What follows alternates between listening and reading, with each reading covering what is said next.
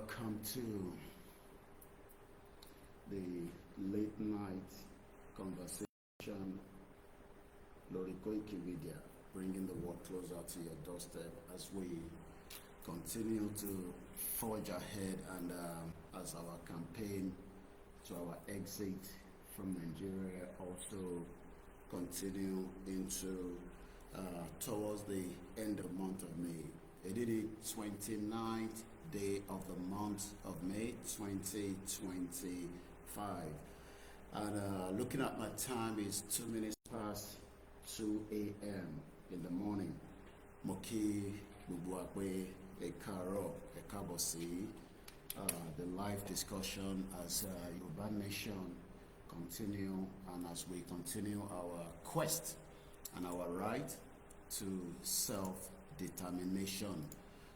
We are not giving up and we are not looking back. We remain focused as we wait patiently for more updates and as we continue the campaign. Moki Bubuakwe, a very good morning.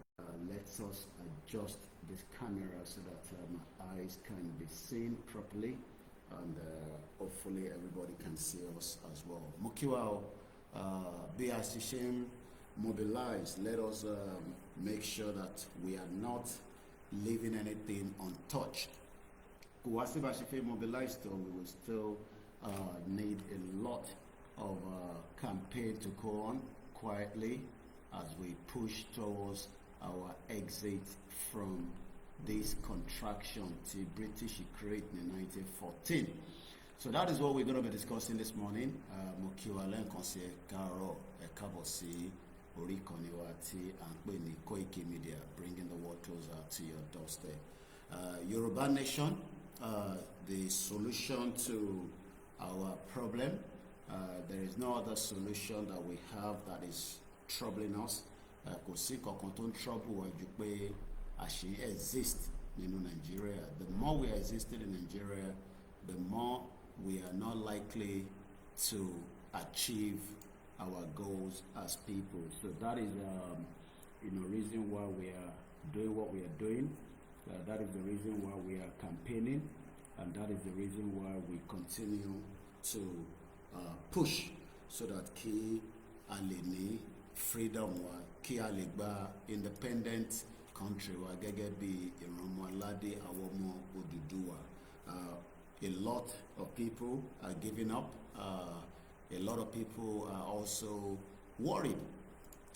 It is bound to happen, but one thing is, we have great leaders and they're working around the clock, day and night. Can assure us that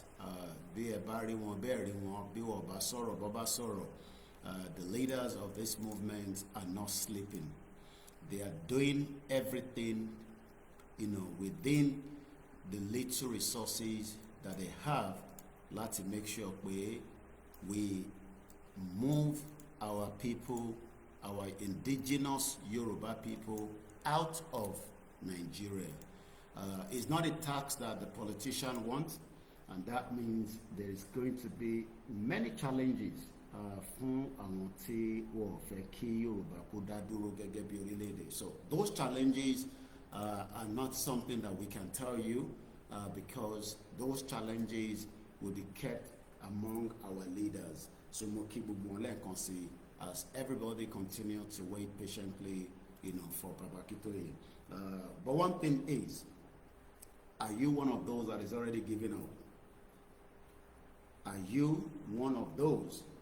Shojela Ramonti Otin give up. Abi Oti give up. Which one are you? Where do you stand? That is the the question that many of us needs to ask ourselves. I know where I stand. I want an independent country, far away from the contraction to Britain create. Is that the same thing? That fair, Abi, fair, but you want to make a decision on behalf of our leader. Kinshi leader, we have capable leader, and these leaders knows exactly what they are doing. Our followers, we cannot be leader when we already have our leaders. Who are the leaders? Professor Adebanji Akitoye, the national leader of the Yoruba Self-Determination Campaign. Under him, we have many other strong leaders. Tojo Biri, Tojo Kuni. We have the deputies, we have the body, we have groups, and we have many things that are working, against it as well. Most importantly, the Yoruba politicians. They are against that Yoruba nation becomes an independent country. But at the appropriate time, I can assure you that it will be very difficult for them, to stop what Baba Akitoye had in plan. Kini plan Baba Akitoye? Baba Akitoye fẹ́ kí gbogbo ọmọ Yorùbá kó dá dúró gẹ́gẹ́ bí orílẹ̀-èdè. The plan of the politician is that they want us to remain in one Nigeria. So now we are facing two obstacles. The politicians and our kings, they are working against Ki Yoruba ko dá dúró. But before we go further into the broadcast this morning, many have been waiting for broadcast, but I can see that all medias are working around the clock. Kudos to the Yoruba World Media, kudos to all the independent media, and those that there's still a lot of consultation that I'm aware of. Mokibabawa, Dr. Chisunde Adeyemo Igboho, we are in communication constantly. Is working around the clock. There are a lot of amendments that are working behind the scene that is not for the public consumption, but I'm aware of. Moki Babawa Emola, we spoke yesterday. Moki Shola Kobodoku, we spoke. Moki Ajagu, Moki Multifaith, Moki Yonka, Moki Ifelodon, and many other groups, Ilano Modoa. But the question in the lips of many Yoruba people this morning is, when is the rally? She rally Yimbo. This is a question that even toward the federal government, they are asking themselves. As the federal government is waiting, the international community are waiting, and millions of Yoruba people are waiting around the world. But one thing is, Baba Akitoye said, I quote, Omawa biole loruni, and that's exactly what is going to happen. Omawa biole loru. So then our own job is just to continue to mobilize. That's all we need to do right now. We mobilize our people and we prepare them for the exit day. We all sit back and wait. That is not our job. Our job is to continue to mobilize, because could see another option. I've listened to many groups, many people keep sending me messages. Koiki, and one thing we need to understand is that we must continue to mobilize until the D-Day. That's all. Because the enemies are watching. And we cannot be 100% ready. But one thing is, we will continue to highlight many reasons why Nigeria is a failed country. That is number one. And many million reasons why Yoruba needs to become an independent country. With you as a Yoruba person or without you. Election in Nigeria will not happen in 2027. The doom day for Nigeria is getting closer. The politician knows that. They do not want Tinubu to come back in 2027. Tinubu wants to go back in 2027, and Nigeria is imminent to war. So Kakakalo Sogun, we would exit. Baba Akitoye would do whatever it needs to do without the politicians and our kings, and edge further so that Kiri Yoruba, Kuli Daduro, so that we can become a full independent country. How? Is the question that many people wants to know, and that remains something that Baba Akitoye will keep to himself. Iṣẹ́ wa fúnlẹ̀ wa, forílẹ̀ ìbí wa, kàgbéga, kàgbéga, kàgbéga fàlẹ́rí. Ìgbàgbọ́ wa ni pé bá ti bẹ̀rù làbọ̀ mọ́, ká ṣiṣẹ́, ká ṣiṣẹ́, ká ṣiṣẹ́, ká jọlá. Ìṣọ̀kan àtòmìnira ní kẹ́ ká máa lépa. Ìtẹ̀síwájú fọ̀pọ̀ ire àtòhun tó dára. Ọmọ Oòduà dìde, bọ́ sípò ẹ̀tọ́ rẹ. Ìwọ ni ìmọ́lẹ̀ ògo adúláwọ̀. Àwa ni ìmọ́lẹ̀ ògo adúláwọ̀. And that is different from the fraudulent national anthem that never united us in the last 65 years that we have wasted too much energy reciting. Good morning and welcome once again. Koikimedia was on the platform in This is a platform that will keep your spirit high. No matter what you are feeling, whether you are feeling down, whether you are concerned, whether you are worried, I can assure you that I am in the back end and everything is going on as planned. That's all you need to know. But tó bá lọ sí platform tí ó bá ti fún ẹ ní ìrẹ̀wẹ̀sì, I cannot help you because that means pé follow protocol àwọn leaders wa. Instruction is the only solution to problems. But Yoruba want to have many instructions from those that are not going to give you that instruction. Who are we waiting for? We wait for Baba Kitoye. Doesn't matter how long it will take him. He is the leader.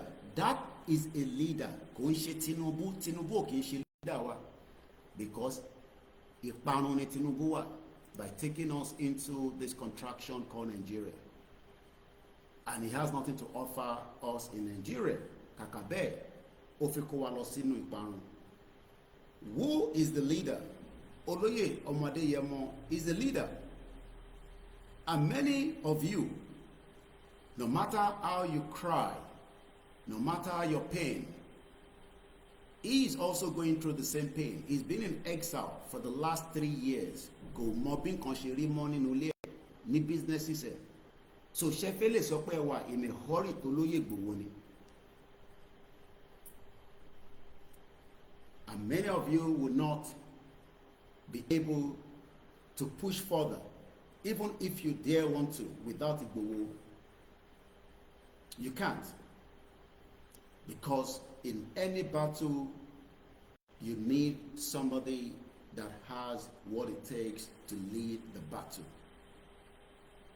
Ìyẹn la máa wá láwọn ọmọ ogun lẹ́yìn tó máa wá ràn lọ́wọ́. Òun náà sọ pé òun lè dá ṣe, but you cannot lead the battle.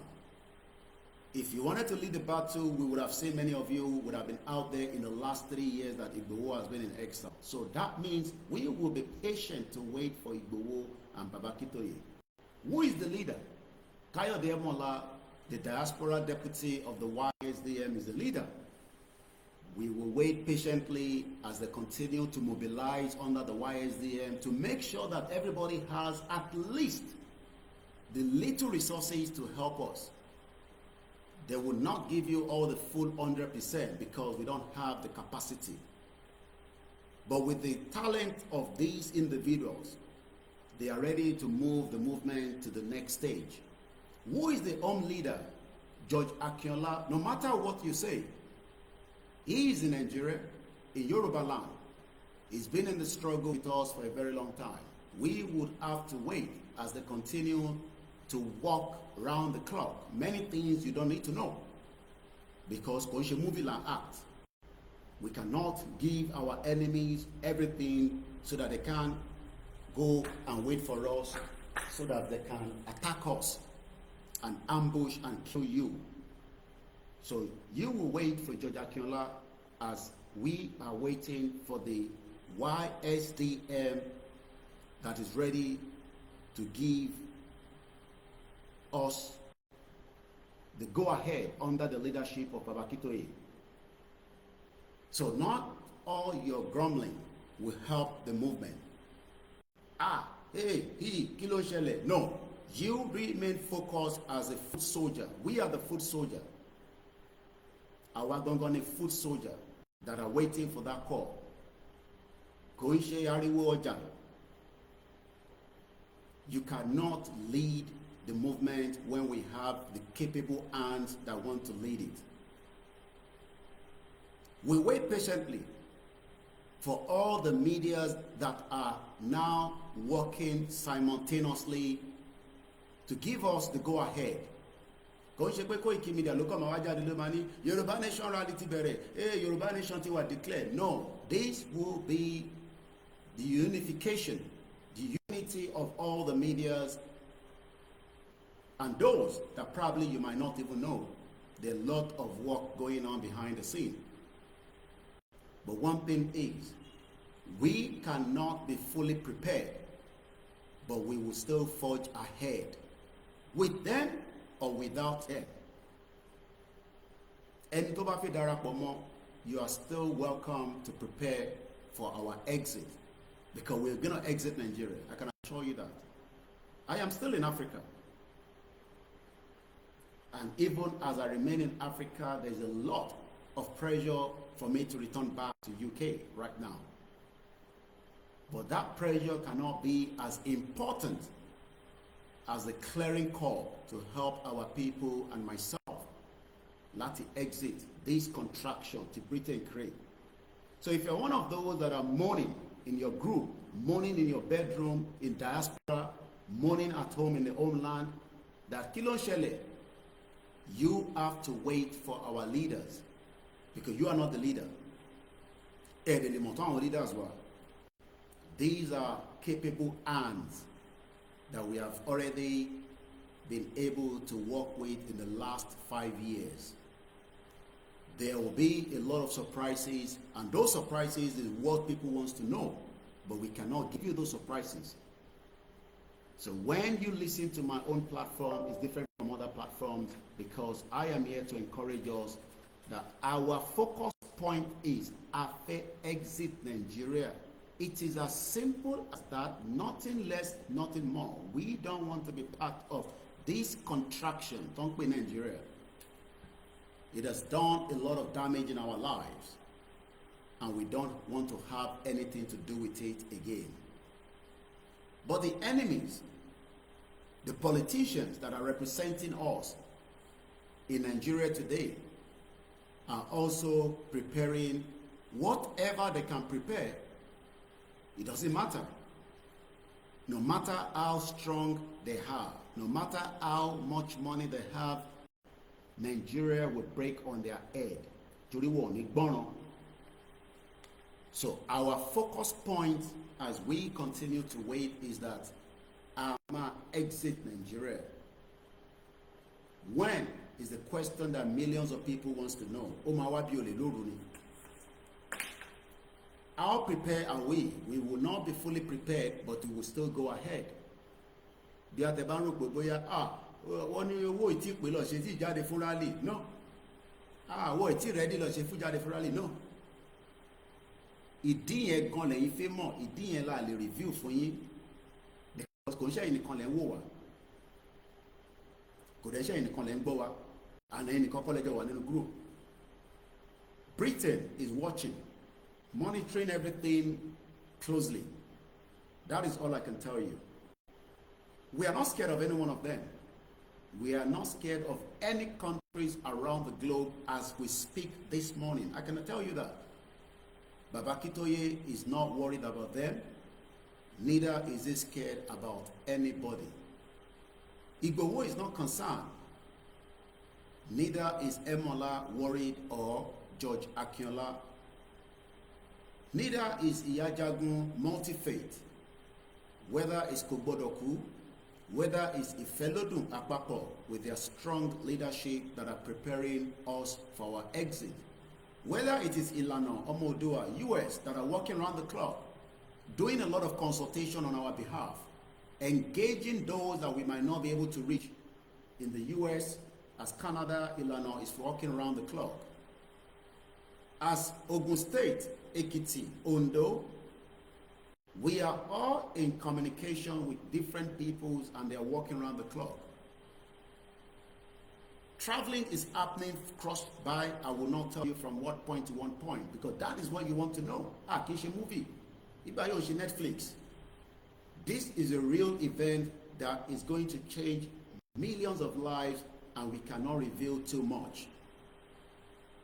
I just woke up after an early to bed.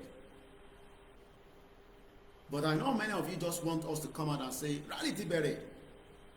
It will come as a thief in the night. But while we are waiting, we would not stop campaigning and creating the reasons whether we like it or not, kò sí solution kankan mọ́ láàrin àwa àti Nigeria. Bó bá ohun Tinubu kó gbọ́, the letter has already reached him. Bó bá ohun kó má gbọ́, he does not own us. We are not his slave. Those that wants to be the slave to Tinubu can continue to be the slave. He's a human being. Ẹ̀jẹ̀ ló ràn lára ẹ̀. Ẹ̀jẹ̀ tó dẹ̀ ràn lára tèmi ló ràn lára tiẹ̀. He's just privileged that Elédùmarè fún ní position here, and he has not used it for the purpose of Yoruba people. That means he failed. Ọlọ́run dẹ̀ máa ṣèdájọ́ fún. Àfi tó bá jẹ́ pé ìkà ní ilẹ̀ Yorùbá ṣe fún Tinubu tó fi di pé ó débi tó dé léde tó wá go quiet as millions of people continue to go into starvation in Yoruba land. He has nothing to offer anybody, so we are not waiting for him in 2027. Because àwọn criminal bó ṣe máa ń ṣe nìyẹn, àwọn olè politicians kò yàtọ̀ sóhun kò yàtọ̀ sóhun náà kò yàtọ̀ sí wọn. Tinubu is the same thing with them. So gbogbo ẹ̀yin tí ojú ń kán millions of people as well. But we wait for our leaders. Ìyẹn ló ṣe pé wọ́n ní leader that are capable. You are not capable more than Baba Akintoye. Kò sí advice they fẹ́ fún mi pé kí n lọ sọ fún Baba Akintoye. Baba Akintoye knows all those advice. When Baba Akintoye called me yesterday, he asked for two things yesterday simultaneously. One of the things he said to me was he was watching one of my videos and he was hearing me talking about Najatu. And Baba Akintoye ní kí n send article yẹn sáwọn tí Najatu, the prostitute Fulani woman, tó fi attack ọmọ wa, bàbá wa, ẹ̀gbọ́n wa, the general that nobody has the capability as of today. Kò ń ṣe pé àwọn èèyàn sí nílẹ̀ Yorùbá. But when we talk about akọni ọmọkùnrin, òun ni Sunday Igboho, it's not about ogun. Èèyàn lè lóògùn tó máa jẹ fún. Àìmọye yín tẹ́tí ṣògùn nísìn tẹ́tí múra sílẹ̀, but ẹlòmíràn mọ tó tún fi sára tó ń pè ní kéèyàn wà bold. Boldness is bigger than having anything in your body. Yes, it is good to protect and fortify yourself, but tó bá fortify ara rẹ tó bá bold, you will still die before you get to the battlefield. So when people see Igboho all the time, they think it's because he has one day's ogun kan tó ní. No. Igboho boldness is the reason why the whole of Africa knows that there will be a change for the lives of millions of Yoruba people. Kò ń ṣe Nigeria nìkan ló fẹ́ change. The whole of Africa continent will change. Because when Yoruba becomes an independent country, it will bring a peace between us and Benin Republic, Togo, Sierra Leone, Libya, all the way to many other African countries that will benefit. So tó bá rò pé bóyá ìjà kan tí Igboho gbé dání àti Baba Akintoye ìjà Nàìjíríà ni, ó jù bẹ́ẹ̀ lọ. So when Baba Akintoye called me yesterday, he requested that I send him that article so that he can go through it quickly. This is what they call a leader. It might have taken his time for him to have seen my broadcast, because Baba is 90 years old, but he's still sitting down watching a lot of broadcasts, as not just myself, but all others.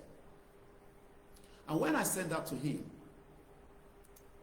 I got a call back again from him that this message of Najatu, Baba ti response in January, èmi gan ti gbàgbé. I myself forgot that Baba responded to all the Fulanis to stop attacking Igboho but wọ́n gbọ́ràn because animals ni wọ́n, ẹranko ayé àtọ̀run làwọn yẹn.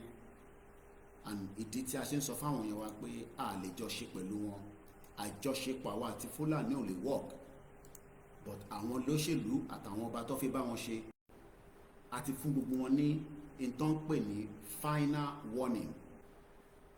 Àní tó dẹ̀ máa kàn ní sí ni pé kán máa múra sílẹ̀ fún gbogbo ọmọ Yorùbá tó máa jáde ní àsìkò tí bàbá wa máa announce. Tó bá wa lè dúró fún bàbá wa kó fi announce, I'm sure o máa láti dúró náà, because he is the capable man, Professor Adebanji Akintoye, the man that have seen it all. Kó tó farẹ̀ síta bóun máa lead wa, àwọn tó kù tó jẹ́ kó lead wa gbogbo wọn dákẹ́ látara pé inú Nàìjíríà ni wọ́n ti ń ṣọlá, lọ́ ti ń ṣọrọ̀ ajé, tó wá ń dì sí gbogbo ọmọ Yorùbá pé ká lọ máa dìbò 2027, ká lọ dìbò 2023, 2015, tó dẹ̀ mọ̀ pé kò lè mú àṣeyọrí kankan sílẹ̀ Yorùbá. When Baba returned my message, I will read what he wrote in January láti fi warn àwọn Fúlàní against Olóyè Ìgbòho. This was in January this year. That shows that this man knows that the attack on Yoruba people, kò ń ṣe Fúlàní Nàìjíríà nìkan ló fẹ́ wá attack wa. We are capable. We are strong. Fúlàní ò bá defeat ilẹ̀ Yorùbá rí. Yes, wọ́n ti ṣe jàǹbá tó pọ̀ sílẹ̀ Yorùbá, kò ń ṣe lénìí. It has been going on since 18th centuries, 17th centuries. Because 18th century ni Fulani gba Hausa kingdom, 1806 precisely.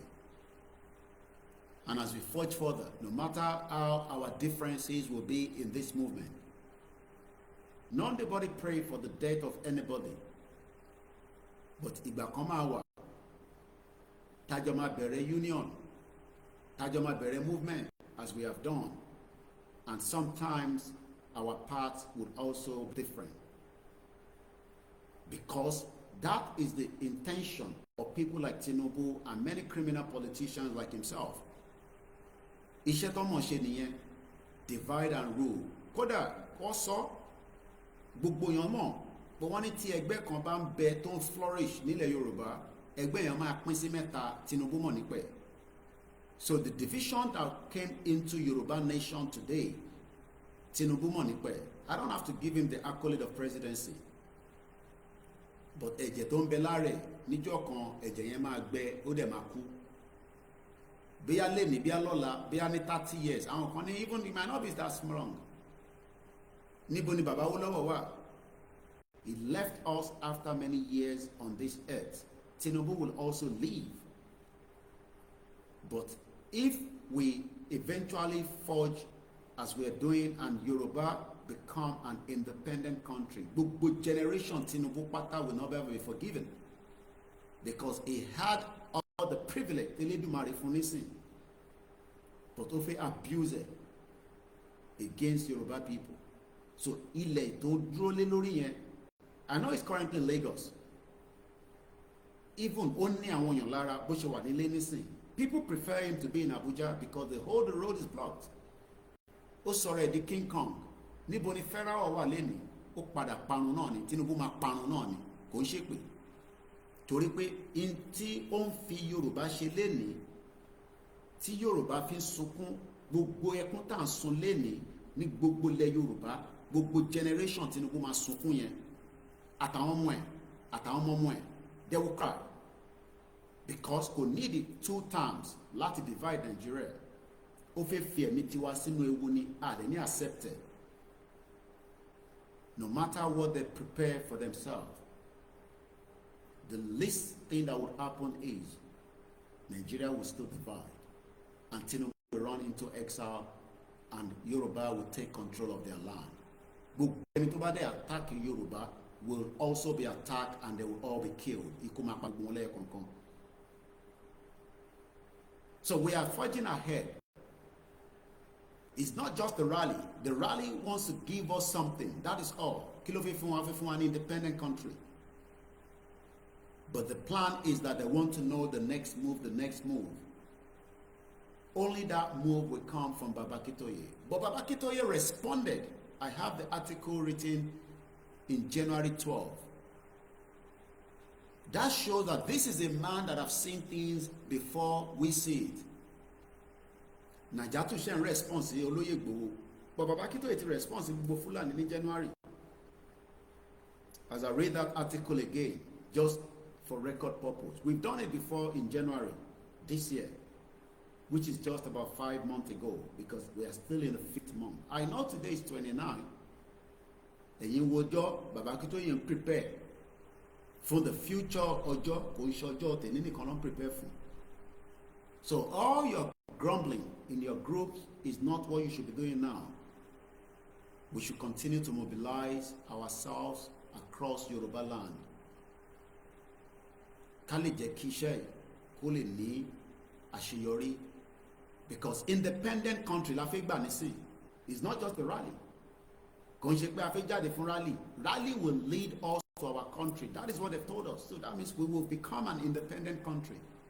Ṣùwárò pé wọ́n máa stop o, pé kẹ́kọ̀ọ́ wá ṣe bẹ́ẹ̀. Ó yá o, ẹ máa bọ̀. Gbogbo ẹ̀yin tí ẹ múra sílẹ̀, ìmúra yẹn ó sì máa continue náà ni until the announcement will come. I don't know when the announcement will come. But the only one that knows is Baba Akintoye. And we will give him all the accolades to continue as he is doing with Igboho and the rest of the group and the executives. But we would wait for them. That's all I can tell you tonight, this morning, this evening, depending on what time and when you're going to watch this broadcast. I am waiting as you are waiting. I have pressing things that I should have done in the UK. But like I said, I appreciate anything pay me. And I just want to put it on record. I love when people call me and say, Koiki, no matter what, stop using the word that going back to UK means nothing to you. Let me repeat it again. I mean every word that I say. If leaving UK finally for this struggle, yes, I am ready to do so. That will not stop my children from finding me at the appropriate time. They have what it takes to travel out of the UK. They are not restricted like I have been restricted for 15 years. Owó ni kàn máa ní láti fi ra ticket fún wọn. Tí bá fẹ́ kí gbogbo àwọn ọmọ mi wá bá mi níbi tí mo wà, màá lọ́wọ́ owó ni, and they will fly down and they will come to me. So when I sit here and I say that I don't have no business anymore in the UK, I mean it. But I didn't pay me mo dúpẹ́, because I received a call from someone, and I understand how they feel. That only 5% of our Yoruba people are ready to fight because Ama Jafigbakini go see ani níbẹ̀. That 95% are not ready to fight. Ṣáwọn tí mo fẹ́ torí ẹ̀ fi UK lẹ̀ nìyẹn. Yes, I would rather go with the 5% to save the 95% tí wọ́n mọ̀ tán ṣe, because wọ́n mọ̀ tán ṣe. I can't blame them. So for that call that came through yesterday, I'm grateful. I am not here to knock you down, but I still stand with my words. I have lived in the UK for the last 20-something years. 1998 in Mowa, UK, September, Gatwick Airport with visa. I have seen it all there. I have enjoyed it. And if I have no reason to return back because of Yoruba nation, so be it.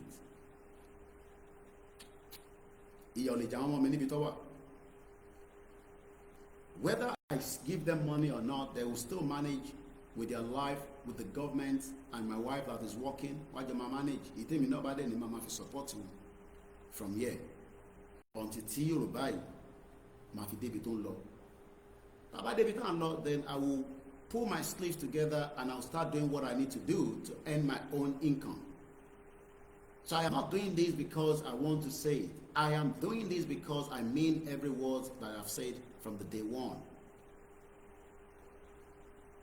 And I don't want us to have this at the back of our mind, whether you are in the homeland or in the diaspora, or it is not worth it, because that is what I am seeing and I'm hearing from that kind of call. Because of your children. Ìlú òyìnbó tó yẹ pé táwọn ọmọ bá ti pé 16 gan máa abandon ẹ sínú ilé. Tó bá ti pé 18, they will leave you and they will start their lives. You will end up being lonely. Ìwọ àti ìyàwó ẹ tẹ́ bá ṣì wà together. Àìmọye ọkọ àti ìyàwó tó ti bára wọn jà ní UK labroad yẹn. Abroad is not for you. It's not for ọmọ kékeré. Gbogbo àwọn tó dé lánàá nísìn pẹ̀lú ọkọ àti ìyàwó gbogbo wọn ti fọ́gi mọ́ra wọn lórí. So fúnra wa to have still remained in a peaceful home is not an easy task. Kàmá ìtẹ̀tí wa sọ ọkọ tó tún wá gbé ẹrù tó gbé dórí. Ó lè ti wó ilé ti lè bàjẹ́. But dúpẹ́ fọ́lọ́run that we are still able to keep my family together. So I am not doing this because of anything. I am doing it because I want also my people to be free, just like those that have lived in the UK or those that are the citizens of British and Germany and France that have been free. I am not doing it to satisfy anybody, because it don't come by anybody. Torí ẹ̀sọ́ tọ́tọ́ tí wọ́n nílà káyì tó yẹ pé orí wọn orí bí chicken brain. Àwọn yẹn kọ́. Àwọn tó mọ left from their right. Èmi tèmi ti mọ left from my right ni mo mọ̀ pé ayé wọn dá níbi tó wà. So we have to rescue them. So even if it's 5% from what the caller said to me, but only 5% are ready for the fight. I think 5% can still save the 95%. Tabawa focus, tabawa distracted. Torí gbogbo àwọn tó ń pariwo pé ká jáde nísìn kò ń ṣe gbogbo wọn lọ́láyà. Ẹlòmíì kàn fi mọ̀ bóyá ó fẹ́ jáde bí ọ̀wọ̀n ní jáde, but ìwọ kọ́ ló máa sọ fún bàbá Akíntóyè àti Ìgbòho, because ìwọ kọ́ ní action man yẹn. Tó bá dẹ̀wọ̀n pa action man yẹn tó lè ṣe bọ́ síta láàárọ̀ ọ̀la kó lọ dánwò pẹ̀lú gbogbo tó gbé sára. Wàá wá rí pé kò ń ṣọ̀rọ̀ ògùn nìkan. Tó bá mọ̀ pé tó bẹ́ẹ̀ mo challenge ò tó bẹ́ẹ̀ mo mọ̀. That is why we have to wait for our leaders. No matter how you might be feeling this morning, you will wait for them. Tó bá dẹ̀ mọ̀ pé o lè wait for them, then you have afẹ́ padà síbi iṣẹ́ wo lẹ̀ ń ṣe tẹ́lẹ̀, kò síṣẹ́ kankan nínú Nàìjíríà. Ẹ má fi gbogbo iṣẹ́. What we have done is that ẹni tó fẹ́ lọ jagun fi excuses sílẹ̀ all the time. You don't leave excuses, because the country is gone. Determination la fi gbà. Kò ń ṣe gbogbo ẹ lọ ṣògùn, ẹ lọ bògùn. Yes, all these will help us, but it's our determination and our strength la máa fi gba Yorùbá nation. Ó máa wà declare, because rally tó bá sọ fún wa pé a máa gba country wa, bí a máa declare ni o, bí a kìíní kan ni o, ìyẹn làwọn èèyàn fẹ́ mọ̀ the next move. Like I said, I don't know, but what I know is that rally nìkan kọ́ ló wà lórí table. Ṣé rally la máa ṣe títí forever ni? A kàn máa jáde fún rally. I listen to many of you, but like I said, we should not lose focus. Àtẹ̀yìntẹ̀ wà ní diaspora àtẹ̀ nǹkanjú. Tó bá dẹ̀ nǹkanjú ẹ máa bọ́ lé ẹ̀rọ tíkẹ̀kẹ́ máa bọ̀ kẹ́ wá darapọ̀ mọ́ wa náà. Yìí náà fi ṣe yín sílẹ̀ náà. It's two ways around it. It's either you wait when the call will be called, and then we all move together. But one thing is, we will not allow anybody to distract us. Àwa la máa distract àwọn. Wọ́n mọ̀ pé Ìgbòho ò ní sọ̀rọ̀ kó má múṣẹ. But wọ́n fẹ́ mọ bí Ìgbòho ṣe fẹ́ rìnrìn àjò yẹn. Wọ́n rò pé 2021 ni. Mo sọ fún yín pé lẹ́yìn oṣù 2021. The game has changed on them. We now have been able to walk back and look at where was the mistake. Kí ló ṣẹlẹ̀ ní 2021? What led to Igboho's attack in his homeland? Because homeland ẹ̀ lọ́ ti attack ẹ̀. Ṣé máa lọ attack ẹ̀ ní Germany nísìn? Ẹ lọ bá ní Germany kẹ́ lọ attack ẹ̀ pé torí pé wọ́n ń pè fún rally. Bí ẹ kò ń ṣe right ẹ̀. bí ẹ máa wá attack bàbá Akíntóyè ní Kútọ́nù, bí ẹ máa wá attack mi níbi tí mo wà, or ẹ máa attack àwọn èèyàn wa. At least we are not homeland right now. We are more or less like people that are in exile. Exile, you know what? Some of you don't know that. I'm currently in exile. I cannot return back to my homeland because we are in this movement. Does that worry me? No. Tinubu fún ààrẹ ti wà ní exile kó tó máa ṣe tó ń ṣe. So what is going to change now is that Tinubu will leave that Nigeria for Yoruba land to come to be, because nígbà tó wà ní exile, it was the military dictator ló wà lórí ìjọba. Abacha ló wà lórí oyè nígbà tí Tinubu wà ní UK during the Nadeco. But something happened ló fi yẹ kí Tinubu padà. Nǹkan kan náà ló máa ṣẹlẹ̀ tílẹ̀ Yorùbá náà máa fi dìde táwọn fi gba country yẹn, because kò tún ní sí ibi kankan nílẹ̀ Yorùbá tó máa pè ní Nàìjíríà very soon again. That is where we're going. But the politician wants to use Nigeria to enrich and deceive millions of Yoruba people. And that is where we have challenged them. They know that. We have told them everything that they need to know. The next move is what they are waiting for. It's a game of chess. Monise into jẹ́ Tinubu padà sí Nigeria ni pé the late Abacha that died. So in kọ́kọ́ náà ló máa ṣẹlẹ̀ tí Yorùbá tá à ń pariwo kó máa dé, ilẹ̀ Oòduà máa dé, ló máa fi dé. And that's a fact. So history is always there, and we will go through the letter from where we stop with Baba Akintoye to Tinubu. That tó bá rò pé n tó ń ṣe kò tí ṣẹlẹ̀ rí, ó ti ṣẹlẹ̀. And the beautiful example of it was Yugoslavia. So Tinubu rò pé kò tí ṣẹlẹ̀ rí, ó ti ṣẹlẹ̀. They warned the leader of Yugoslavia, Nijon Long. They told them everything. That country has come to expiration.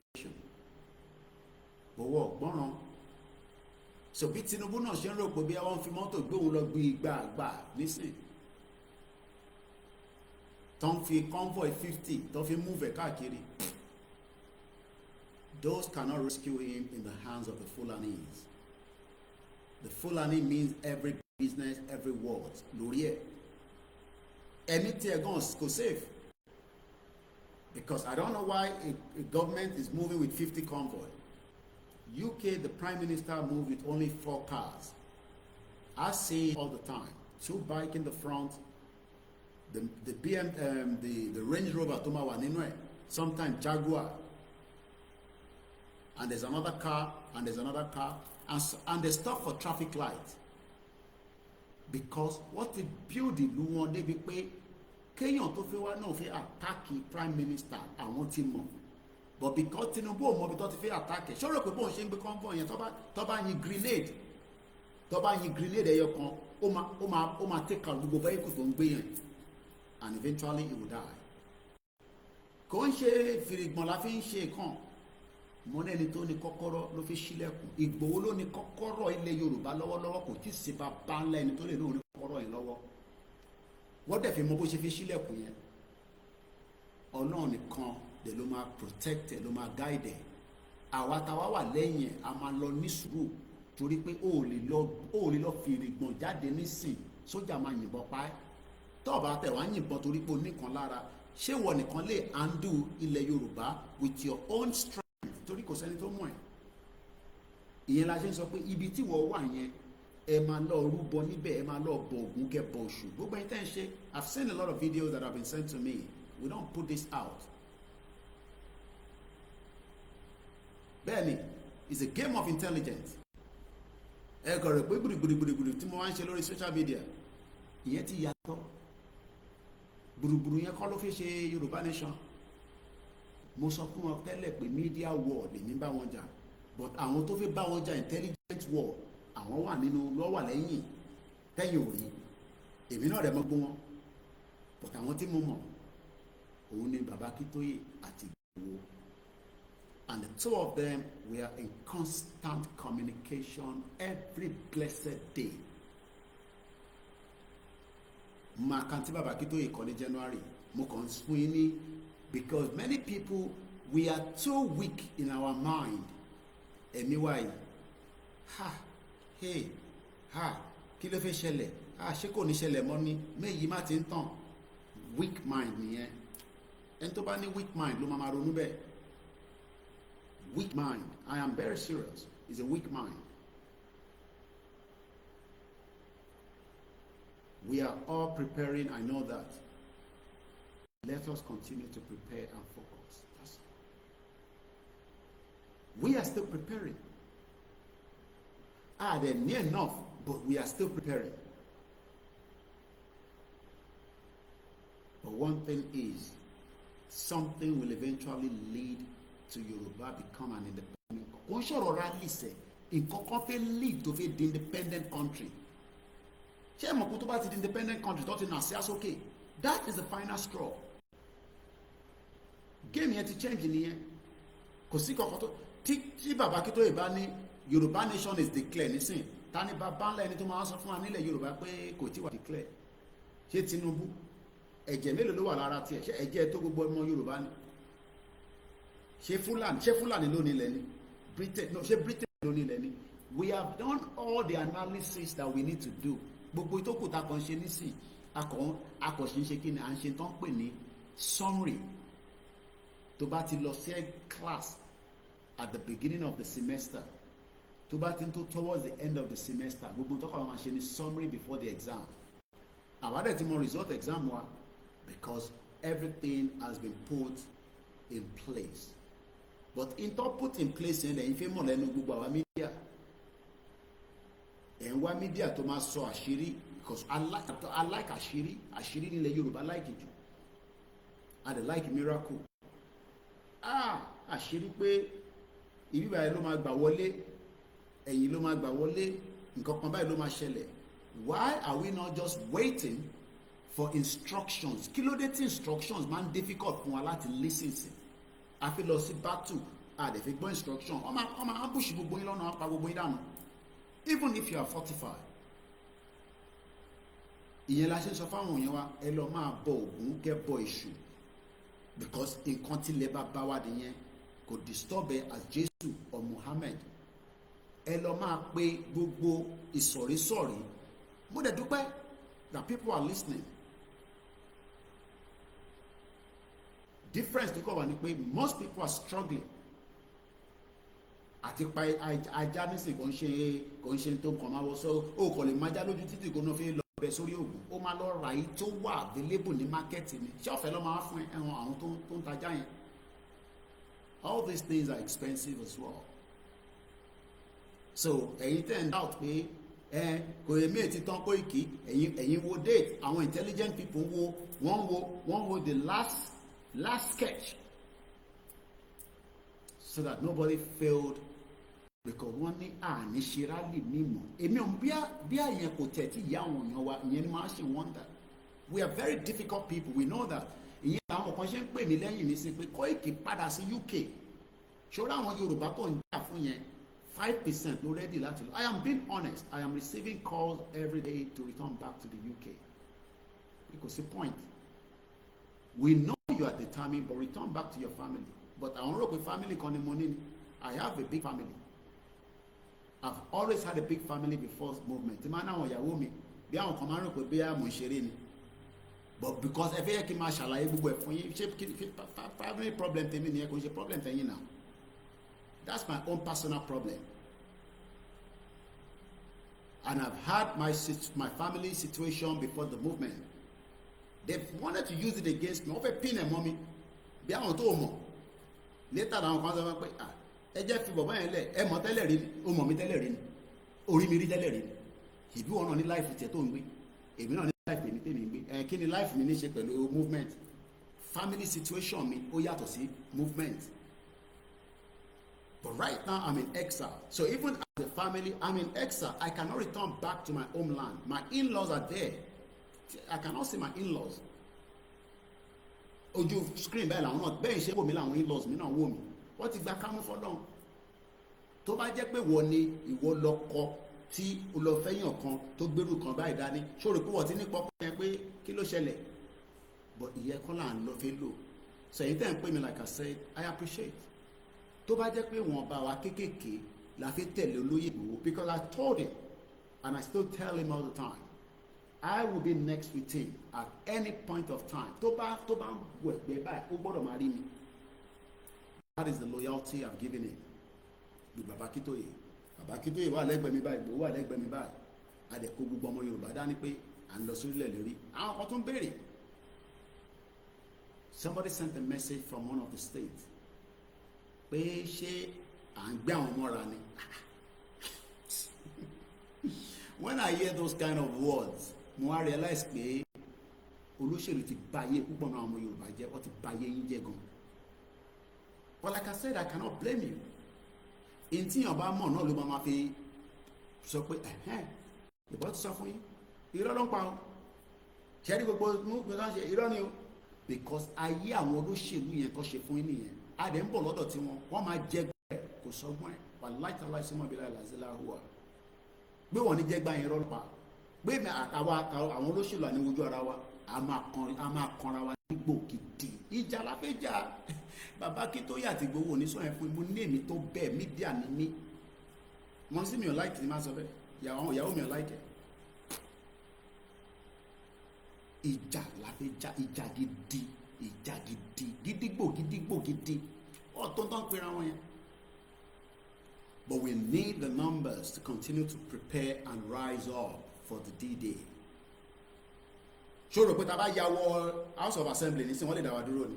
Ìbọn mélòó ló máa yìn? Ìbọn ń béèrè lọ́wọ́ ẹ̀. No, okay, tá bá ya wọ House of Assembly Lagos State ní sí, ìbọn mélòó ló fẹ́ yìn? Tá bá sọ pé House of Assembly yóò ẹ̀ tó bẹ́ẹ̀ kẹ́ wá ṣe, ẹ̀ àpá gbogbo wa síbí báyìí. Wọ́n lè ṣe, ṣé tó bá pààyàn sílẹ̀ wá kó bọ́dì yẹn lọ? O rò pé ń sàṣìlélẹ̀ yìí? Wọ́n tó ń pera wọn yẹn.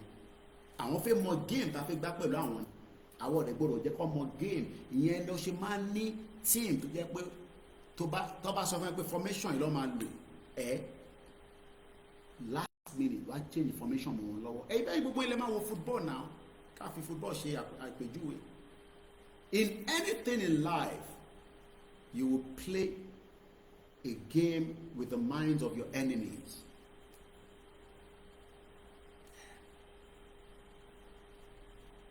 Ìyẹn ní pé rally ò ní wáyé, rally ń bọ̀. Bàbá Akíntóyè ló máa announce rally ń bọ̀, that's all. Níjọ́ wo rally ń bọ̀? Àwọn fẹ́ mọ game yẹn ni, wọ́n fẹ́ mọ game tá fẹ́ play, because wọ́n mọ̀ pé game yìí fẹ́ fún ẹ ní freedom tó máa fún ẹ ní ayé àtọ̀run tó máa fi kú. Even kan tí ó mọ̀ pé tíyàn bá kú ní UK, ẹni tó kú ní UK láàárọ̀ yìí, council máa fún support fún family yẹn. Ó lówó kò lówó, ẹ̀tọ́ ni pé kí council ṣẹ̀tọ́ fún family yẹn pé jàǹbá wọnú ilé yín, responsibility wa ni. Púpọ̀ ọ̀nà yín tẹ̀ ń kú ní Nàìjíríà, responsibility local government ni. Kàmáì tí wàá sọ ẹni tí wọ́n fi jẹ́ kó exist, àgbàlagbà tó pé 80, ó wà kí a ò mí sí. Responsibility government ni pé wọ́n gbọ́dọ̀ tọ́jú ẹ̀, wọ́n gbọ́dọ̀ jálè kan náà torí ó ti dọmọdé. Kí ló rọ̀ ń gbé CCTV síbẹ̀ torí àwọn kíára kan tó ń nà wọ́n, and many things like that. So what we are saying is that we want to move from a system to another system, but àwọn kan fẹ́ stop it by deceiving themselves. Look at them. Ṣáwọn aṣẹ́wó politician yìí náà ni. Èyí náà yìí náà wo gbogbo wọn. Ṣòro kó tó bá bẹ̀rẹ̀ sí dàbọ̀ bolẹ̀ ní sàtíkù lè dúró ni. Ikùn ẹ̀ ló jẹ́ kó sáré. Tí ìbọn bá dá búrúbúrú bọ́ ẹ̀ nísìn, táwọn bá ń yìnbọn, táwọn náà bá ń yìnbọn, Ọbásanjọ́ máa sá lọ. Wọ́n ò lè sáré. Wọ́n nídìí yẹn náà làwọn sójà àtàwọn tó wà lẹ́gbẹ̀ẹ́ wọn yẹn bọ́wọ́ tó ń tán pera wọn. And every one of them have been given warning. Tábà ya gbogbo wọn, wọ́n tó ń tán pera wọn. But we have to be intelligent.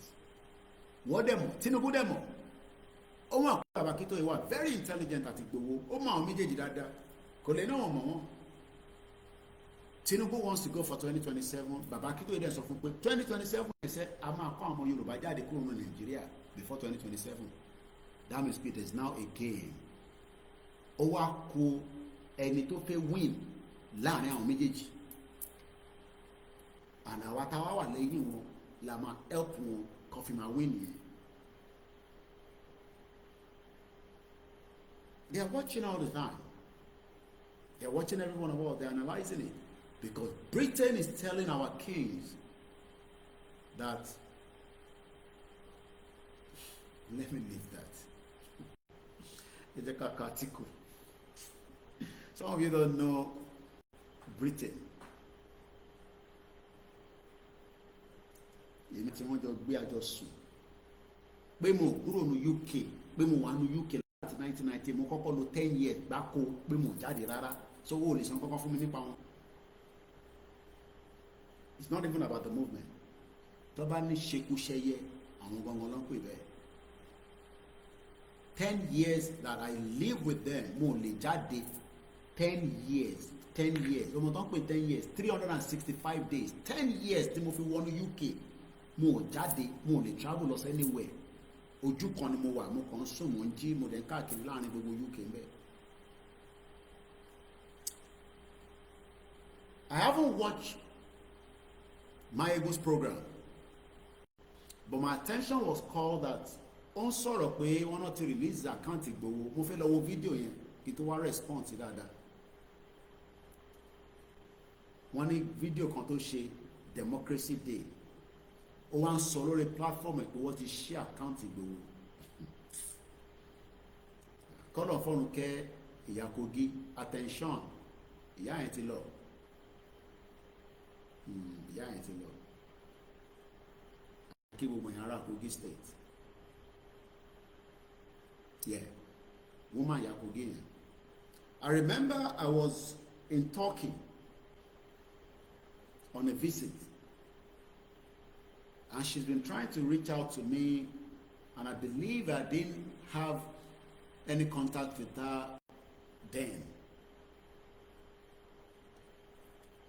I don't know how she got my number. Could her number to put me say is a very exclusive number that is not in the public. But she called. And right there, I connected Igboho with her. This was even before Dukbodi theory. She's very passionate, very strong, loyal. But iṣẹ́ tí Tinubu máa ń ṣe náà nìyẹn, ó máa ń fọ́ ẹgbẹ́ ni. There were a lot of things that she said. She's a very determined woman, very strong spiritually, very strong as a woman, as a mother, as a grandmother. But kí ni Dukbodi theory dé báyìí? The woman changed, and the rest they say is history. But she's gone now. May her soul rest in peace. That's all I can say. Ara iṣẹ́ Tinubu nìyẹn. So tẹ́ bá rò pé bóyá a fẹ́ jáde fún rally, ṣé rí gbogbo àwọn tó ń pariwo a fẹ́ jáde fún rally yẹn? Most of them are working for Tinubu as well. We know you're, but we are not concerned. We are not worried, because ẹni tó bá dalẹ̀ ilẹ̀ máa mú ni. That is the solution to it. Kò sí bó ṣe fẹ́ dalẹ̀, kó fẹ́ dalẹ̀ movement yìí, ilẹ̀ máa yọ ẹ́, ó máa bá lọ. Ọmọdé ní àgbàlagbà ní, it doesn't matter. Bold mú ẹ nísìn, ó máa padà mú ẹ náà, ó máa yọ ṣubú. Because àwọn orí tí à ń pariwo ta fẹ́ gbà, ẹ kí n máa sùn báyìí náà. Bí tẹ báyàwó mi ṣe jigijigi, ẹ kí n máa sùn àbí? But right now I am here sitting down at exactly 3 o'clock in the morning. Àwọn tó ń ṣe night duty wà ní báyìí nísìn láàrin wa tó wà lẹ́nu iṣẹ́, even in Yoruba land. Má bá wọn sọ̀rọ̀ àwọn tó ń ṣe iṣẹ́ night láwọn factory kankan tó máa ń pè mí ní once in a while. But what we are doing is not because of anything, it's because a fẹ́ kúrò nínú British created country ká wá lọ ní country tiwa, simple as that. Ìjà yẹn dẹ̀ la máa fi gbà, ọ̀rọ̀ diplomacy kọ́, but a gbọ́dọ̀ wà intelligent.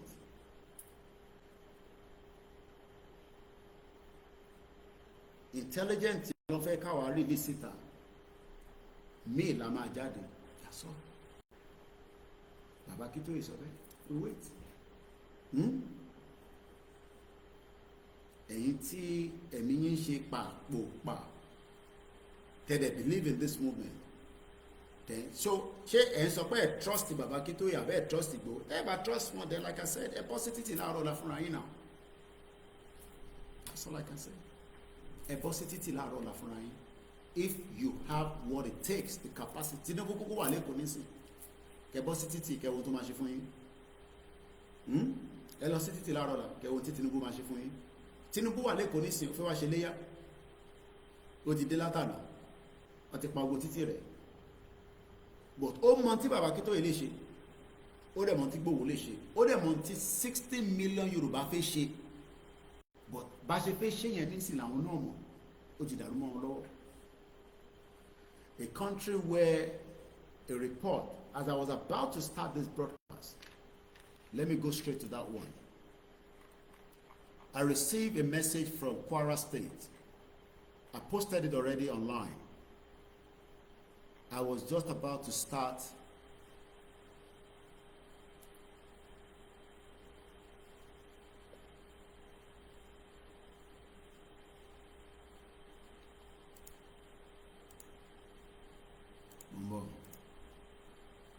mo kí gbogbo ẹ̀yin tẹ́ wà lórí ìjókòó pẹ̀lú àtẹ̀yin tẹ́ máa tún wò, mo fojú pẹ́ anybody rẹ̀.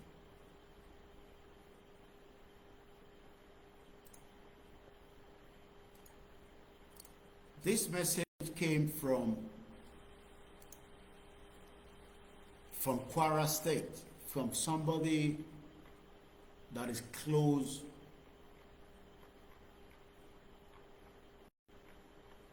Moki Prophet Ologunlua. The birthday was yesterday. Modeki, sister mi, tí mo máa sọ pé unlike you, Agambai.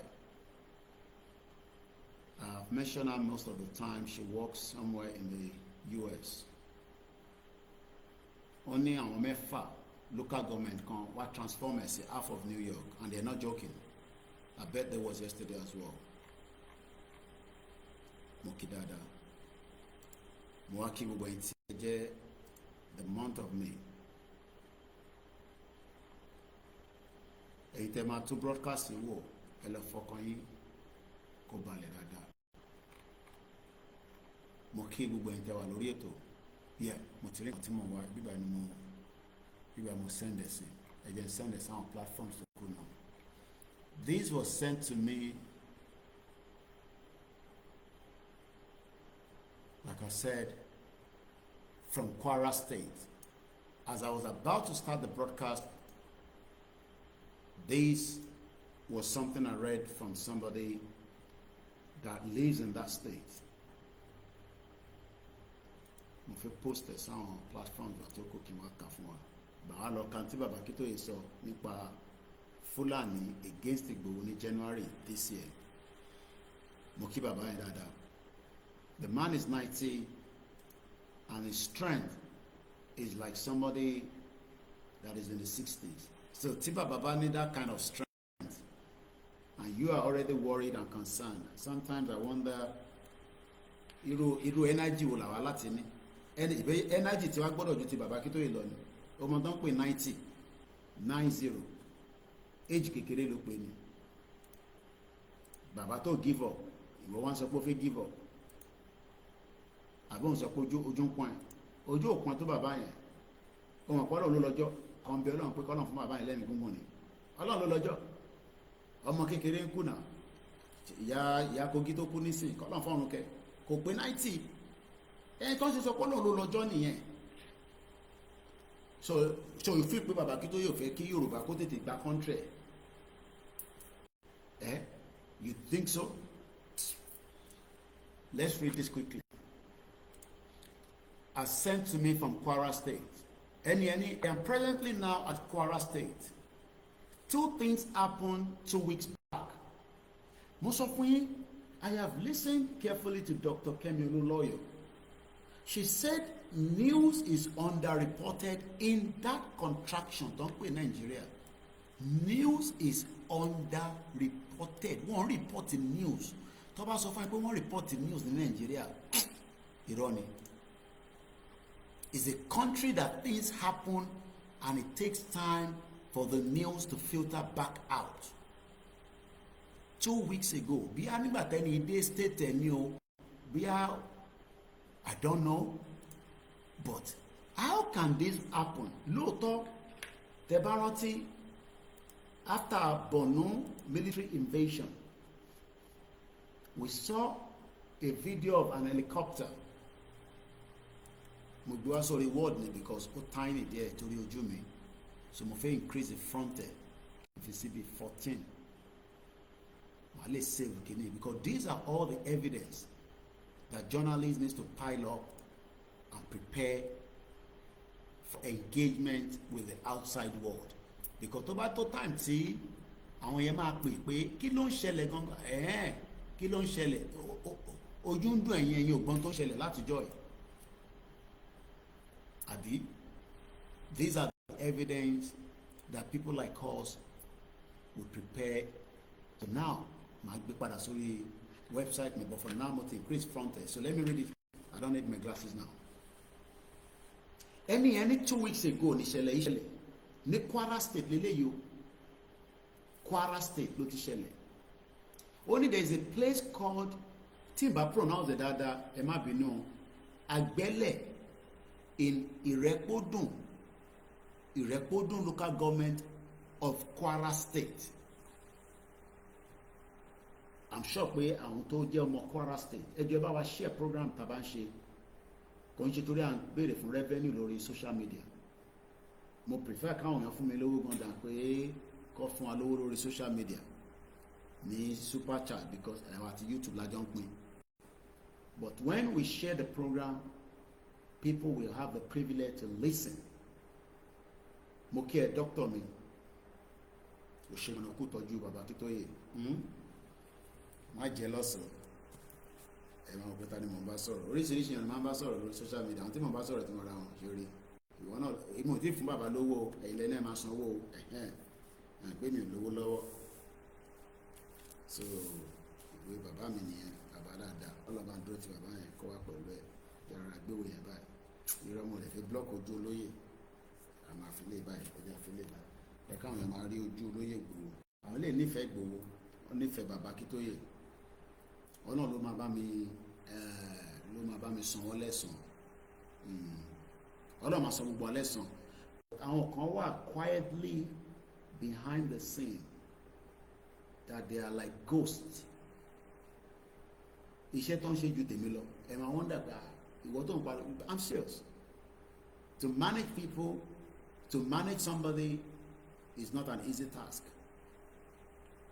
But Ọlọ́run máa san gbogbo lẹ́san. Ọlọ́run máa san gbogbo lẹ́san. So jẹ́ kí n padà sórí article, not article, wọ́n sẹ́ndẹ̀ wá sí mi láti Kwara State. Ẹni 2 weeks ago ní ìṣẹ̀lẹ̀ oníbì kan wà tó ń pè ní Agbẹ́lẹ̀ in Ìrẹ́pódùn local government in Kwara State ní the first Sunday of this month. Tí bá lọ wo calendar, because journalists máa fi pin ẹ̀ padà, that will be on the 4th. Àwa ní 29 last Sunday ní tẹ́ bá jẹ́ pé ẹ bá rántí mo ní ká ṣe sàárà, mo mọ̀ bẹ́ẹ̀ lómi ṣe pé ká ra fruit pé because it's the last Sunday, ẹni tó bá gbọ́ broadcast mi pé ká kọ̀ra sweet, àwọn tó bá jẹ́ chọ́ọ̀chì tó bá dẹ̀ jẹ́ aláwo nìyẹn ká kọ̀ ṣe sàárà, kò tí late. A lè dismiss prayer nínú movement yìí because spiritual attack là ń jà, spiritual battle òun là ń jà pẹ̀lú àwọn tí wọ́n ń fẹ́ atẹ́gùn oríṣiríṣi nǹkan ló ń ṣe. We'll come back to that. So at the date 4th of Sunday ní ìṣẹ̀lẹ̀ yìí máa ṣẹlẹ̀, because ẹni ẹ bá ń sọ fún wa pé 1st Sunday of this month of May, that's on the 4th. Wọ́n ní mo ń try láti translate it in English, but torí èdè Yorùbá tí mo fi ń sọ mo ń ṣàyàn gbé fún ẹ. Wọ́n ní around 8:30 p.m. some gunmen, gun tẹ̀lé ọ̀pẹ̀ gun GU ni, but bó ṣe sẹ́ndẹ̀ wà lẹ́yìn náà ṣe fi síta, but máa lọ edit ibẹ̀ yẹn. Ẹ mọ̀ pé English difficult, so ẹ má bínú fáwọn ìmọ̀gbẹ́rẹ́ máa kà ní sani ọ̀gbọ́n òyìnbó kan ní language wa. Tẹ́ni ibà ní kọ́kọ́ Yorùbá ní sẹ̀mí gan nílé kà, but máa lọ edit ẹ̀ níbi tí mo post ẹ̀ sí. So because GONE lọ́kọ̀ instead of gun GUN, but I can't blame them for that. English is your language. Some gunmen entered the village and started shooting straight bullet at the front of their target house, and one innocent child was killed. That innocent child has a name, only future, only dream, only aspiration. Even tó bá tẹ̀sí jẹ́ tó jẹ́ ìkókó ẹni tó bímọ l'Amẹ́ríkà nísìn tó bímọ ní UK, Canada, a máa tọ́jú ọmọ yẹn pé ọmọ jòjò wọ́n máa fọmọ yẹn lówó, ìjọba máa fún lówó. Lóòótọ́ accident náà máa ń ṣẹlẹ̀ ní àwọn abroad, but kò ń ṣe pé kí terrorist wá pa wọ́n mọ́nú lé. Accident lè ṣẹlẹ̀ pé ọmọ yẹn gan lè máa wẹ̀ fatiri situation tó ń wẹ̀ fọmọ kékeré nínú ilé tó tí ìyá ìgbàgbé sínú bá tó mọ mi yó tó kú. But the fact that àwọn kan wọnú lẹ́wà wọ́n yìnbọn pa ọmọ ilẹ̀ Yorùbá, because whoever was killed at that point ọmọ Yorùbá ni. And they kidnapped the landlord. Wọ́n not demand 100 million, which is what they normally do. Why inflate the price yẹn? Ibo láti fẹ́ ṣẹ́ntì kò ní ṣìgbà. They demanded 100 million, but they later collected 10 million. These are not small money fún situation ọmọ Nàìjíríà. Ẹ jẹ́ ká kọ́ lo bracket yẹn. Àbí àwọn ọmọ Yorùbá tó pé ilẹ̀ Yorùbá ló ti ṣẹlẹ̀, Kwara kì í ṣẹlẹ̀ yìí north. Àwa la ní bó jẹ́ ogun la máa bá wọn jà ní Kwara state yẹn tó máa fi padà sọ́dọ̀ wa, ibẹ̀ nìjà máa pọ̀ sí jù. Ẹ lọ note it down. Ibẹ̀ nìjà máa pọ̀ sí jù, ibẹ̀ yẹn gbọ́ngàn nìjà máa pọ̀ sí jù jùlọ àwọn Fúlàní tó wà níbẹ̀ yẹn. Wọ́n náà padà gba 10 million naira. Yàtọ̀ sí 10 million wọ́n gba mattress wọ́n gba drinks, wọ́n gba bag of rice along with the money, which is always the pattern of our Fulani. Tó bá kidnap àwọn èèyàn, àwa la máa wá lọ ṣe shopping fún wọn tó fi ń replenish in tí wọ́n ní lọ́wọ́ àti tó ti ń tán nínú ẹ̀. Bọ̀bọ́ kan tí mo show video ẹ̀ ní couple of weeks back, bí ọmọ Igbo ni, ó ní àwọn làwọn ń gbé àwọn oúnjẹ wọn sẹ́yìn, ó ní rice ọ̀hún báyìí tó bá ṣe báyìí oríṣiríṣi ìyẹ̀pẹ̀ kankan ló wà nínú ẹ̀, but mostly gàrí ló máa ń fún wọn mu. Àwọn ilé ìtẹ̀tún béèrè mattress. Ṣé wọ́n ti nílé tó ń gbé níta tó fẹ́ gbé mattress yẹn sí tó fi ń ṣe spy? Definitely yes. They are living with us. Okay. Ṣèbí torí pé a rí wọn tó gbébọn ni la ṣe mọ̀ pé terrorist ni. Báwo ni wọ́n ṣe fẹ́ identify Fúlàní terrorist tó bá jẹ́ pé kò pàdé ní ojú títì tí kò gbébọn tí kò dẹ̀ múra bí ara wọn tó kàn wọ́ kódà tó tẹ̀ múra pé ó mọ̀ pé Fúlàní ni? Báwo ló ṣe fi mọ̀ pé terrorist ni? That is where you need a government that is functioning and working, because government gbọ́dọ̀ mọ who is who. But nínú Nàìjíríà lẹ́nìí ta ṣe ń sọ pé a gbọ́dọ̀ exit. Part of our exit is because mọ who is who tó wà nílẹ̀ Yorùbá,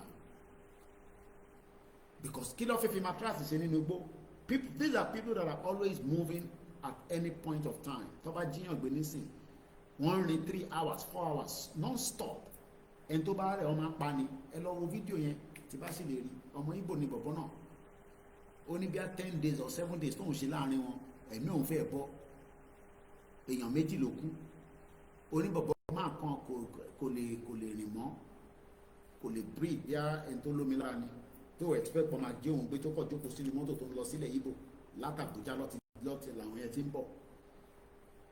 Èèyàn méjì pa wọ́n dànù because fẹ́ tó máa delay wọn, tó máa waste time àwọn. So wọ́n náà lè gba rice. The case was reported to the police, nothing being done. Failed country. That is number one. Ilé ìṣẹ̀lẹ̀ ní Sunday 4th. Àdẹ̀ṣẹ̀ ń gbọ́ yẹn lẹ́nìí ẹni 29 oṣù ti parí. Fẹ́yìn tẹ́ ń bẹ̀rẹ̀ pé àìbóṣù ìlọ́nà máa ṣe rally. We wait patiently, okay? I have said it at the beginning of this broadcast. Àti wà ní 1 hour plus. And I'll keep saying it. Àwọn leaders wa wọ́n wà capable, wọ́n mọ̀ tán ṣe, okay? Tẹ́yìn ò bá wá lè ní sùúrù fún àwọn leaders wa pé torí ẹ̀ ń grumble, ara ń kan yín, oògùn tẹ́gbé sára ó ń disturb yín, ó normal. But ṣe rí bàbá yìí, tí mo wọ̀ yìí Ìgbòho yìí a lè sáré síwájú ẹ̀. Eléyìí ò ń ṣe Gani Adams, gbogbo ẹni mo fi sọ, eléyìí ò ń ṣe Gani Adams o, ò ń ṣe Gani Adams. Mo máa ń sọ fún yín, mo mọ Gani Adams before olóyè Ìgbòho, so Gani Adams yẹn èyí lè dárúkọ ẹ̀, àwọn kan lè máa papọ̀ bàbá aláṣọ funfun, èmi ò dárúkọ aláṣọ funfun. Gani Adams wọ́n ń pààyàn l'Ákúrẹ́, mo ní kó lọ síbẹ̀ kò dá mi lóhùn.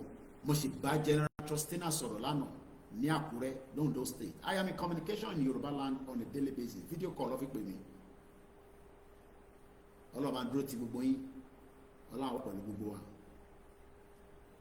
Ṣọ̀rẹ́ arákùnrin tó ń wò yìí, ṣọ̀rẹ́ arákùnrin tó wà ní Germany tó ń wò yìí, iṣẹ́ tó ń ṣe on a daily basis. Tó bá sọ fún apá máa jáde, a máa ní sùúrù kó fi lead wa jáde. Tó bá wá ní o fẹ́ lead ara ẹ̀ jáde, torí inú platform yìí yẹn ṣàwáyàn bíi 5 kẹjọ lead ara yín jáde. Bùṣúrà wa tó kù, àwa máa ní sùúrù fún wọn. Torí pé ohun tí wọn tó bá ti fọ́n síta pé ká jáde, sórí Tinubu yẹn tẹ́ ń bẹ̀rù yẹn, bàbá ti kọ lẹ́tà sí. Lẹ́tà yẹn ti wà nígboro tó ti ń spread. Tinubu ó rí kò rí, ó gbọ́ kò gbọ́, problem tiẹ̀ nìyẹn. But mo sọ fún yín pé wọ́n ti summarize lẹ́tà yẹn fún. A máa sọ tàwọn Fúlàní tí bàbá kọ ní January, but mo kàn fi lọ sí Kwara based on this new update. Now the second one, tẹ́ni yẹn kọ sínú kínní. Only last week Saturday, ìyẹn máa jẹ́ on the 24th, tó yẹn bá tún jẹ́ last week. The first one, ó ní ẹ mọ̀ pé ẹni tó ń sọ̀rọ̀ ó ń detail ẹ̀, ìyẹn mo ṣe máa ń sọ fún ẹ̀yin tẹ́ bá ń ṣe fídíò, ẹ gbọ́dọ̀ máa bá wa detail ẹ̀, time, date, location, because these are things that we are piling up, we are compiling them.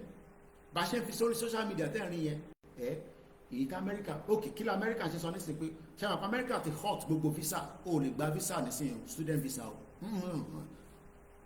Michael Rubio, sorry, the Secretary of State, only call hot gbogbo ẹ̀, o mọ reason of ṣe gbogbo social media ẹni tó fi wá gba student visa, wọ́n máa monitor ẹ̀ kó tó fún yín ní student visa. So in time post lórí social media tẹ́yìn kankan rò pé a kàn post ẹ̀, àwọn tó ṣẹ́rí àwọn ní technology láti fi scan. Tí bá bẹ̀rẹ̀ sí ń sọ àwọn ọ̀rọ̀ kan níbí báyìí nísìn tí mò ń lò continuously tó dẹ̀ jẹ́ ọ̀rọ̀ tó jẹ́ pé ó lè ṣe jàǹbá fún Amẹ́ríkà. Signal máa lọ sí Amẹ́ríkà, wọ́n dẹ̀ máa mọ ibi tí wifi mi tó ti ń pin. Wọ́n lè pin ẹ̀ down sí ibi tèmi wà. Wọ́n dẹ̀ communicate pẹ̀lú ìlú yẹn pé ibi báyìí kọ́kọ́ ń ṣẹlẹ̀, tẹ́ni yìí sọ pé nǹkan fi ṣẹlẹ̀ lọ́dọ̀ tí wọn tó jẹ́ nǹkan tó burú. Àwọn ní technology yẹn tó fi ń pè ní tech nìyẹn. Nàìjíríà ní ìlú òfò tó jẹ́ pé kò ready láti go further ju bó ṣe wà yẹn lọ. Ó ti stand still. Wọ́n dẹ̀ ti fẹ́ jẹ́ kí àwa stand still. The tech is there. Kí ló dé tí mọ́tò ṣe ń drive without driver? Mọ́tò ti wà tó ń driver rẹ̀ l'Amẹ́ríkà. Kò sí driver tó ń drive ẹ̀. Autonomous car. Pún tó bá ti sọ bí tó ń lọ ń gbé ẹ lọ nìyẹn. So why am I saying this is because many things that we are saying on social media is also part of evidence against Nigeria. So tá bá jáde tí àsìkò bá tó at the appropriate time. Bó bá wọn Tinubu normal kó nǹkan jáde kó ní kó lọ shut it down torí ó fẹ́ favour Britain, irọ́ ló pa. Irin máa kọrin ni, irin tiwa dẹ̀ máa ju tiẹ̀ lọ. The second one happened in Isin.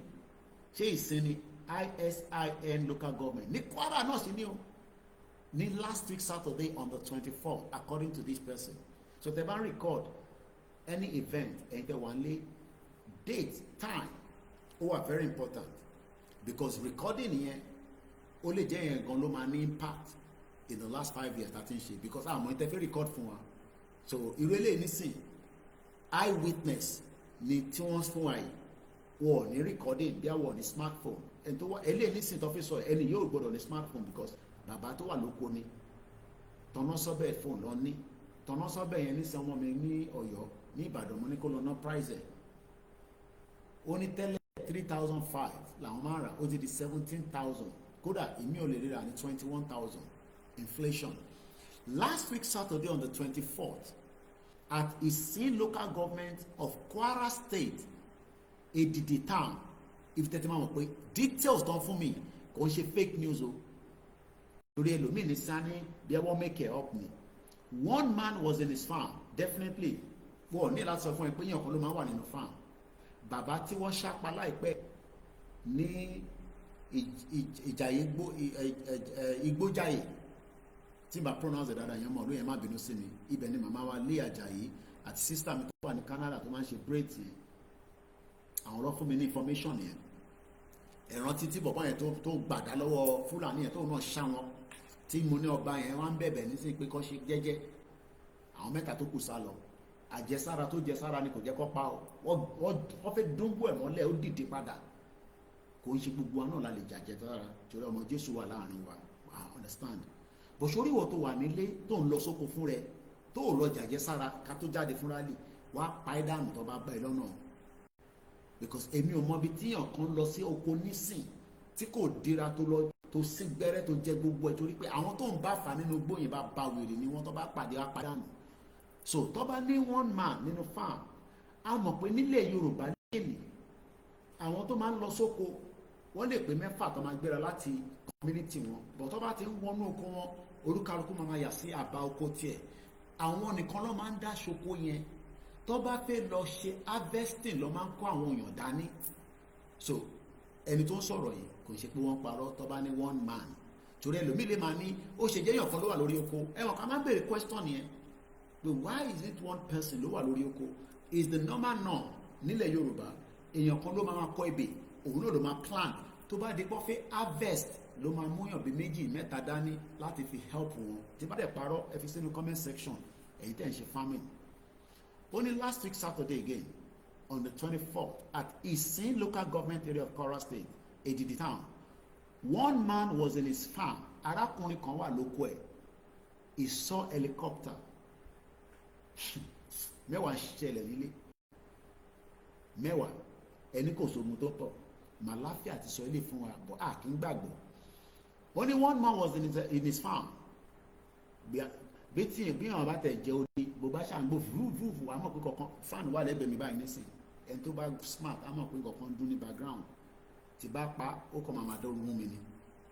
Kí ni mo fẹ́ fàmì rẹ̀ pé wọ́n rẹ́ni yẹn ní helicopter lókè up at the point in his farm helicopter okay he looks up to see because it was closed down and one gunman again kò spell gun yẹn dáadáa gun malo edit yẹn one gunman touch him beside and asks what are you looking up for pé kí ló ń wòkè fún that means pé àwọn tó fẹ́ wá já ẹrù fún àwọn wà close by bàbá yẹn ò tètè rí wọn nígbà tí bàbá wa ń wòkè pé helicopter kẹ ó wá sísàlẹ̀ ó come close down ìkan náà àwọn Fúlàní wọn ń touch bàbá yẹn pé kí ló ń wòkè fún ṣe mọ̀ pé kó tó lè dé stage yẹn ṣe mọ̀ pé bàbá yẹn ní ọ̀wọ̀ lára ni normally ó yẹ kó yìnbọn pa lẹ́sẹ̀kẹsẹ̀ but ẹni tó bá ní ọ̀wọ̀ lára ọ̀wọ̀ yẹn á máa ṣiṣẹ́ fún ẹ ọ̀wọ̀ ṣiṣẹ́ fún bàbá yẹn ni o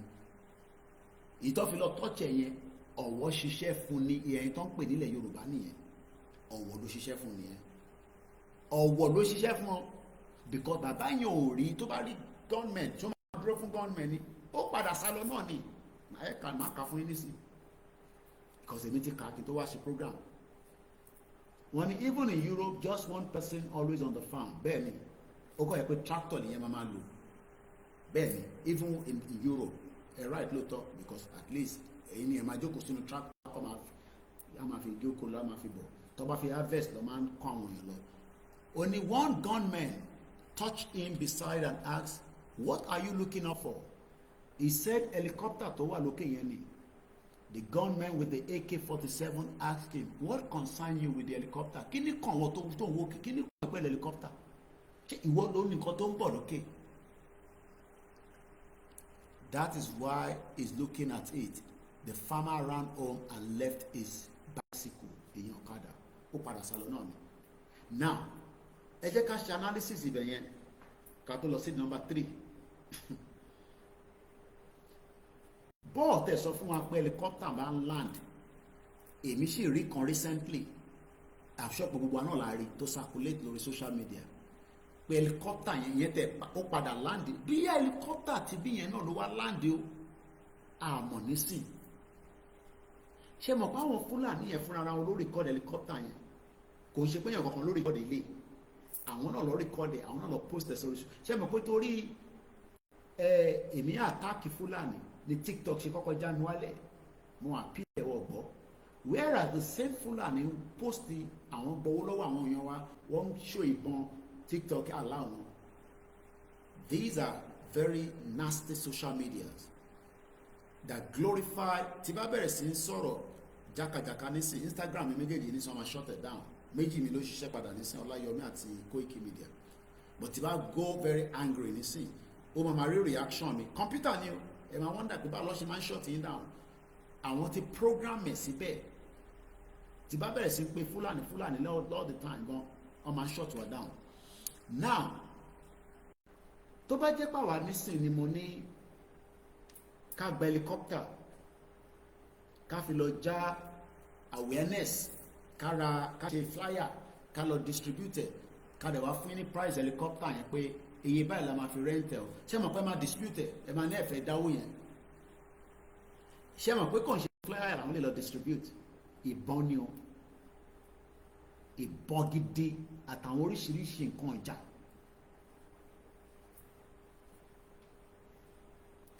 àwọn ò ní nǹkan ìjà o but one thing is tó bá di pé ká dá owó ẹni tó dáwó á fẹ́ mọ kí ni àwọn tó ń dáwó tán kí lè fi ṣe. We are too inclusive people because trust àwọn tó wà níwájú reason tó dẹ̀ máa ń ṣẹlẹ̀ ni pé àwọn kan náà ló máa ń fi distrust yẹn sí ẹ̀yin lọ́kàn. You think it's cheap láti gbé helicopter dìde that means pé àwọn tá à ń bá fa wàhálà they are well equipped and well funded. Màláfíà ti sọ mo ní spare phone ni mo bá play video Màláfíà yẹn fún akagbọ́ mo dẹ̀ lè máa lo TV mi láti ibẹ̀ yẹn ní spare phone mo dẹ̀ ní iPad àbí tablet I will have played for us to listen to. Màláfíà said it. Màláfíà sọ mo kí gbogbo èèyàn wa tẹ́wà lórí ìjókòó ẹ má bínú pé mo dárúkọ yín látẹ̀kọ́. Eléyìí kọ́ ni mo bá wá sọ̀rọ̀ program eléyìí kọ́ ni tí mo ń ka yìí nísìn mo kọ̀ wá pé torí àwọn èèyàn tábà rí wa ní sàn àwọn sọ fún yín wọn ní ṣe rálì lọ́lọ́pàá especially bọ̀bọ̀ Koiki yẹn because our people are humans that tá a bá ti rí nǹkan tó ṣẹlẹ̀ yẹn à ń gbàgbọ́. But like I said, our leaders that are capable are very highly intelligent than anybody. Oríṣiríṣi advice tẹ́ bá mú wá màá kọ́ máa ní mo ti gbọ́ ni advice tẹ́yìn mú wá yẹn báwo lẹ́yìn ṣe mọ̀ pé majority ẹ̀ àwọn leaders wa they have not looked into it. Ẹ lọ bá Russia ẹlòmítẹ̀ ní ká lọ wá machineries ohun ẹ̀kan rent machineries ṣáwa tí à ń dáwọ́ walkie-talkie tẹ́yìn kan mọ́ọ̀nì lórí ẹ̀ lẹ́fẹ́ lọ gba machineries àwa gangan ní machineries ara wa àìtí equipped àwọn ọmọ wa nílé àníkàlọ́ wa machineries àwọn tó wà nílé wà capable àwọn kan náà tí mo rẹ̀ sọ níjẹ́ the last program mi àwọn kan tán ní kọ́ lọ ṣe kinní yẹn àwọn náà lọ tún wá sínú group tí group tí ṣèyí Tinubu ti fa àwọn ohun ẹ̀ sínú ẹ̀ wọ́n ní ibi tẹ́ kó wa lọ ibi tẹ́ ṣe díìsì tẹ́ ṣe dáàtì ẹnu yín ò lè bọ̀ délẹ̀ wọ́n á lo èdè pé ṣé gbogbo team tí Tottenham ní ló ń bá bọ́ọ̀lù throughout the season ẹlòmíì wà bẹ́ẹ̀ kò fẹsẹ̀ kan bọ́ọ̀lù lórí pitch rí but ó ń bá wọn ṣe training ó mọ wáyé tó ṣe training so that ìjọ kan bá wà tó bá nídẹ̀ wàá lè lò but ẹni tó train tó bá gbé wá sórí field kò lè gba 2 minutes ẹ̀mí ẹ̀ máa ṣe kì because we are talking about gbígbà abitẹ ó máa pump ni but ìyẹn lọ ṣe ń train wọn whether they are players ẹlòmíì kan gba salary ẹni tó bá wá rò pé kárí ẹ̀ fi bàjẹ́ ẹ rántí wife mi ṣàlàyé ẹ mọ̀ pé mi ò mọ football púpọ̀ òsẹ́mẹ̀ ṣàlàyé orí very dark man òun máa gbádùn iṣẹ́ táwa kan fẹ́ ṣe nìyẹn, ká máa sọ fún yín pé injustice wà, kẹ́ máa dáwọ́ sí wa lápò, kéèyàn kan máa gbádùn, èmi ò fẹ́rù yẹn. I want every one of you to buy a ticket and go and watch Oseme ní Turkey. Not pé o fẹ́ lọ, o ṣẹ̀fẹ̀ travel, wọ́n ní kó wá gba visa torí Nàìjíríà. Stage tó yẹ ká wà nìyẹn. Now, wọ́n ní Oseme yẹn, tí n bá pronounce orúkọ dáadáa, bọ̀bọ̀ footballer tó wà ní Turkey tó ń play fún Galatasaray ni mo sọ jàre. Ṣé mọ̀ pé wọ́n ní wọ́ọ̀ ló ṣe kúrò níbi tó wà, something like that. So what am I trying to say is that some of you that have been given some kind of training, for whatever training, let me just leave it like that without going into all the details. Kí ló dé tẹ́nu yóò kí n bò nù? No, kí ló dé tí ẹnu yín máa wà rough? Tí tẹ bá jókòó sínú ilé, tẹ wà frustrated nítorí pé àìtí débi tá à ń lọ. Ó wá jẹ́ kẹ́ jáde, kẹ́ wá gbéra, kẹ́ wá fi fóònù, kẹ́ wá kẹ́ ṣé wàá kó lọ síbẹ̀, ṣé wàá lọ síbẹ̀, kí wàá àwa lò fún kankan. Kí ló dé tẹ̀ kí shut up ẹnu yín? Ṣé ìyẹn náà la máa sọ fún pé ìjọba ìlànà àjáde o, sódà kẹlẹ̀ compromise ẹ mọ̀ pé ẹnu yín yẹn ló máa fi jẹ́ kọ́ ẹmọ tó burú jù láyé òní kọ́ ambush èèyàn, tó bá ambush yín wá pa gbogbo yín dànù, ó dàbẹ̀ lóògùn lára wá pa yín dànù. Kí lè rò pé àwọn sójà fi ń sunkún? Because sójà tó fẹ́ lọ pa Fúlàní, wọ́n ti sọ fún Fúlàní pé ibi tó máa gbà lélẹ̀, ẹ̀yin ṣàdúró sẹ́gbẹ̀ẹ́ bíbà kẹ́yìn kan tó báyìí, ṣe rí ibi tó fẹ́ gbà kọjá yẹn, tẹ́ máa fi pa gbogbo wọn tán, kò sẹ́ni tó máa gbọ́. Helicopter land sí Kwara State, kò ń ṣe pé a ṣe mọ̀, but this is just another evidence to back it pé Kwara State yẹn okay tó bá ti lásìkò, because Kwara ó close mọ́dọ̀ tí wọ́n àbí wọ́n mọ̀ pé tó bá ti wá sọ́nà Ondo àwọn ọmọ Yorùbá pọ̀ lérí àyìn dáadáa, kò ń ṣe pé kò sí Yorùbá náà ní Kwara, but ó ṣeé ṣe ká tètè rí wọn. Wọ́n lè máa land sí Ondo náà, I don't know, because tẹ bá rántí mo ń bọ̀ àgbọ̀ sórí ẹ̀ mọ́. Osun State, we heard that there was Boko Haram around December. Mo fẹ́ lọ mú article yẹn wá ni o, tẹ bá rántí. Sahara Reporter, mo ń bọ̀ Osun State, Defiance State is. Tẹ bá rántí pé wọ́n ní wọ́n dictate àwọn Boko Haram ní December 2024 ní incident yẹn ṣẹlẹ̀, kódà January la tó gbọ́, it was around January la gbọ́.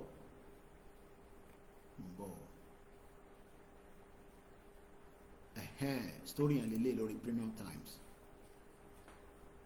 Just to tell you that what we need to focus now is that we are going to exit and we are going to wait for Baba Akintoye and Igboho to give us the announcement that we're all waiting for. It doesn't matter how you are in a hurry.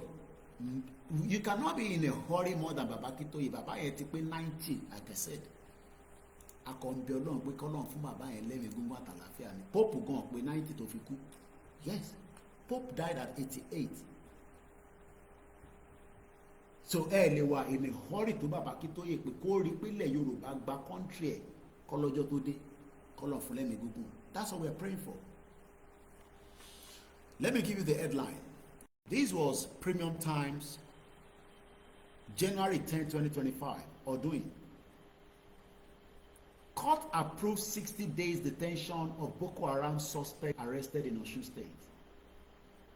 That means pé àwọn tó já weapon fún wọn Kwara, wọ́n wá move weapon yẹn gbanúgbó títí tó fi dé Osun State, tó fi set up camps there. An order is hereby made enabling the State Security Service, aka DSS, / applicant to detain the respondent, àwọn Boko Haram, for 60 days pending the conclusion of investigation. I'm sure for 60 days take now. Let's look at it. January 10, the article. 10 January to February, that's 30 days. February to March, that's 60 days. Àti wà ní May, àdìgbọ́n kọ̀ọ̀kan mọ́. Case yàn dẹ̀ wá síta mọ́ again. Why is that case? Okay, bí a kò lè pé 60 days, bí a ṣe máa pé 60 days ní mọ́ǹtì ni, tàbá ní ká má ka January mu, ká mú láti February to March, 30 days, March to April, ó ti pé 60 days now.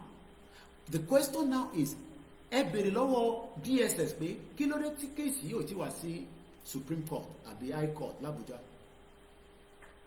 Mo kí gbogbo yẹn wá. Why? This is a country that is abating and protecting the terrorists against the citizen. And we can no longer live together in such a country. We can no longer live together in such a nasty country that cannot protect its own citizen. Nigeria is a failed state, and there's nothing you can say anymore. We need to go. But Tinubu is not going to let you go, because Tinubu has an ambition to go further for 2027, and it's going to be a battle between us and him. Battle new. Don't let anybody fool you that it is a real battle. But it has to be. You cannot have conventional war with any army around the world. But what you can do to defeat them is to mobilize your people and tell them why you are mobilizing them for, which is what we have been doing in the last 5 years. We are mobilizing our people, and so far when we call rise up, not to defend Tinubu, not to attack him, but we are mobilizing them because we are under siege of Fulani that have destroyed not just us, but destroy our true identity that Britain is working with. Let's go further. A federal high court in Abuja has given the State Security Service, the DSS, to go ahead to detain 10 suspected terrorists who had planned to launch a Boko Haram and ISWAP cell in Osun State for 60 days pending the conclusion of the investigation. They are watching the investigation. Justice Emeka, in a ruling on the expert motion moved by the DSS lawyer Y.I. Umar, another Fulani man, I can tell you that. Umar tó dárúkọ yẹn Fulani gidi ni gbogbo wọn. You know what they've done for a very long time before Tinubu came to power? Gbogbo structure DSS pátápátá is under a Fulani caliphate. Gbogbo security apparatus of Nigeria has always been under the Fulani caliphate. When Tinubu came to power, he started taking out these out. Oh yeah, remove the IG, Fegbeto Kunsi, a Yoruba man. Even though his tenure has expired, Tinubu refused to let him go. Because Tinubu is still the Yoruba, me to my replace it.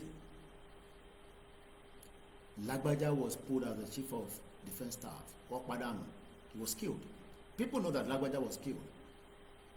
They took him out.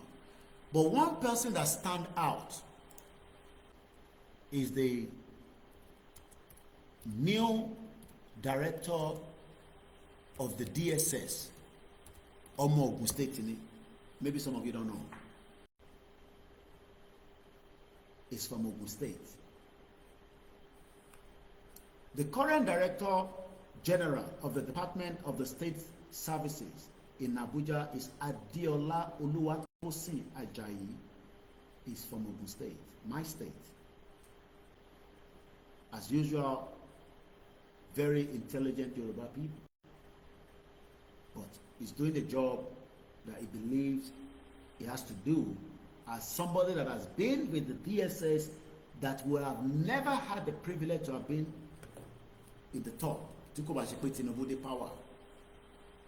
But what Adiola cannot do is that it does not matter his own say as a director. Half of them are Fulanese. I hope you understand how this game is working. When you are saying that, why are they not doing anything? Adiola is giving directives. Go after the Boko Haram and take them out. Do investigation and present it to the court. But there's always a delay because the shaitan of Sokoto, the devil, tó pè rẹ̀ ní Sultan, ọmọ Usman Dan Fodio, ó mọ̀ páwọn làwọn kọ́ àwọn Fúlàní síta kọ́ máa ṣe jàǹbá fún gbogbo wa. So as much as Adeola wants you to have a free passage of traveling across Nigeria without being attacked by Boko Haram, he cannot control all the Fulanis that are in the DSS because they're not going to listen to him. The worst thing you can have is an organization where you have people that are disloyal to you. Even if, as me, Koikimedia, if my staff wants to compromise me, they know what they will do. And they will compromise the whole Koikimedia. And the brand continues to be destroyed underneath. I'm sure you know what I'm talking about. So not that DSS is not working, but the working is not going to show because the half of the population of the DSS in Abuja and across Nigeria today are all Fulanis. Most of them, you might think that they are not red. And when you're Kawil, Kawil. Yeah, Fulani Kawil, DSS in Abuja. They have sent them to Italy, Spain, America, to go and do training, 2 days training, 3 days training. Money Uncle Connie, Muritala Airport. All these flights, plane could land. And every time they should send him for training, they are not sending him to training. He comes to London. I've seen him a few times when he comes to London. Go to the movement. Send them for training abroad. One call us training to one Zaria. Why be our Awusa? Our Awusa Fulani ni won. Them Fulani yato si Awusa. Why be our yen lost abroad while she training? Because one nika on lost training no. What they now do is they squeeze them. They squeeze instead of going for a training like going to take 10 days. Why squeeze one we call us 4 days? So it has been the game by the Fulanis. That's why the whole system that Tinubu wants to create is wasting his bloody air time. Who can waste time already? And Tinubu might end up being killed by the same set of people that killed Abiola. So as we have a Yoruba man that is from Ogun State, you will expect that the kidnapping, they can trace them. Why are they not tracing them? He's giving them the directive, they're not listening to him. And it cannot be everywhere. And one more because a mad shake compromise that department because only head loto, but it's only your lie to mafikuro nibe. This is why we're saying to all these Yorubas that are burning their energy while they do Kadoso. They are bloody wasting their time because Gbogbo policy. Where is the policy that Yemi Osinbajo did while he was in Buhari? Because they work for Tinubu. So when those of you that are saying that Jagaban for 2027, okay. So Tobawa 2031, kilo mashele. I don't think some of you know that the North will never allow Nigeria to prosper. We know because we've had it from a Hausa guy. Only you better cut Hausa out of Nigeria if you want to progression. And there's nothing called Hausa because 1806, the Fulanis have already invaded Hausa land. So what you have today is Fulani kingdom, not Hausa kingdom anymore. So let's go back to the article before we go back to number 3 of what I was reading about helicopter that landed in Kwara State. You might start thinking, kilo an helicopter here. Deliver a weapon. Your guess is as good as mine. So when some of you are saying that, no talk,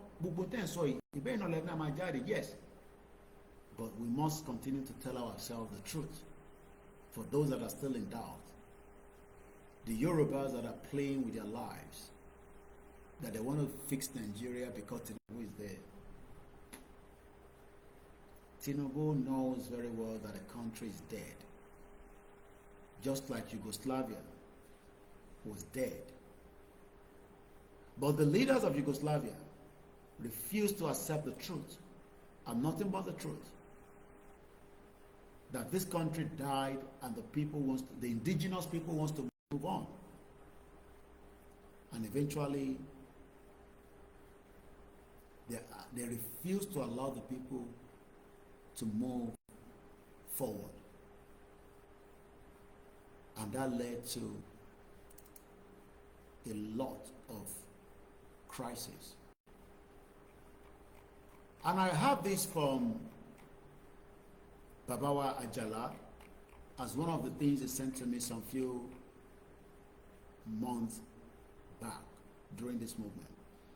Dissolution is the solution. It is time for us to exercise this power of sovereignty that we have wasted and sold under the guise superiors elections over the years. I can parọ́ fúnra wa, ká lọ vote, ó máa fún wa ní future. I read Tinubu's post on his Twitter handle telling the gullible Nigerians again the lies that the politicians are very good at. And I'm trying to pull that off quickly. Many things we're doing simultaneously so that many of you can understand the game is back on again by the politicians. If you're expecting any governance from Tinubu for the next 2 years, there will be no more governance because that died a long time ago. I quote May 27, official handle of Bola Ahmed Tinubu on the X, the President Commander-in-Chief, which is what he wanted to be, because MKO could not have it, even though they've given MKO, but MKO died. So Tinubu is enjoying exactly what he believes that many Yoruba people that would have loved to. He has what it takes to have been what he has been today. But the future of the Yoruba is no longer in Nigeria. He can deny it in his own heart. But Babakitoye have told him in a letter that I'll be reading again tonight, or this morning. The end of Nigeria is coming. It will be bloody. There's no doubt about it. But Yoruba people will be free. Biafra will be free. Hausa will be free. Ijaw will be free. Nigeria will be destroyed. There's no doubt about it in my mind. There will not be election in 2027. There will be a civil war by the Fulani against the rulers of Nigeria. We cannot wait for such. We are better off to prepare as we are right now and wait for the call, the trumpet, to troop out and demand our right that will lead to our declaration and our independent country. Whoever doesn't want that, fuck you, I say. We are not going to wait for you. We will go ahead without you bastard Yoruba people that wants to keep us in Nigeria so that Fulani can come and kill us with their economic plan as Dangote and BOA. Destroy the Yoruba economy against their own. We will destroy Nigeria from top to bottom. Nigeria will not exist again. If you want to die with this world, you better die now. Bomb bastards. Look at the lie Tinubu says again. Let me use my glasses because of my eye. Another 419 drug lord. Think that we can be fooled by all this nonsense write-up by some of his writers, because Tinubu is not on social media. He told us that he doesn't like social media. So somebody's writing this and posting this rubbish. And bastard Yoruba people will go and be laughing and say, yes, we told you, Yoruba people, give the variation now and come and join Tinubu. Idiots all over the place. Today I celebrate the heartbeat of our nation. It will go better for you. Which your nation? It will go better for whoever wrote this and whoever is behind it. What nation? Is Tinubu a bastard? So is he telling me that Babakitoye doesn't know what he's talking about? Tinubu Montiba Bawula also that Nigeria is just a mere geographical location. Which nation is Nigeria? What is the land of Nigeria? Bastard Yoruba people telling us to shut up. And it's showing idiots. You will see what is going to happen when we come out.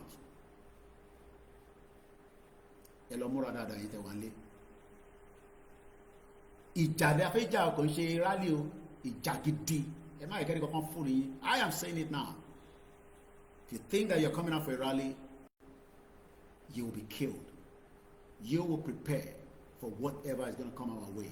Toba power ma pa won. I've said it. You don't allow enemies to kill you. You kill them back. Today I celebrate the heartbeat of our nation, our children. Which children? I just told you that a young child was killed in Kwara State. Olori Buruku Tinubu cannot tell me that he did not know that. He knows. Which children is he talking about? Ṣé ọmọ tó bí ní Ìbàdàn ní 2 weeks ago, ọmọ kókó tọ́jú sínú omi ló fi bá mi sọ. Which children is he talking about? One bastard Tinubu telling me rubbish. All these criminal politicians, no go better for every single one of you. We will destroy everything. No good there. You would think we are joking. You would think you are joking. Gbogbo pátá láti list. You're not running anywhere. Any salo see any bloody way. Gbogbo yín pátá àjọmọ wà nulẹ̀ náà ni. If you think you're going to run away through the borders, people are waiting for you at the border. Ìbọn ló máa fi yọrí ẹ̀. One bastard, then you lose shit. Èyí fẹ́ sálọ àbí? Try to run out when the rally starts and think you will run out of Nigeria. We will all be in Nigeria when it happens. One bastard all over the place. You are not just our future. You are our leaders. Olori Buruku Tinubu sọ eléyìí. You think that you can gaslight us with all this nonsense right up from the British Empire. You are not just our future.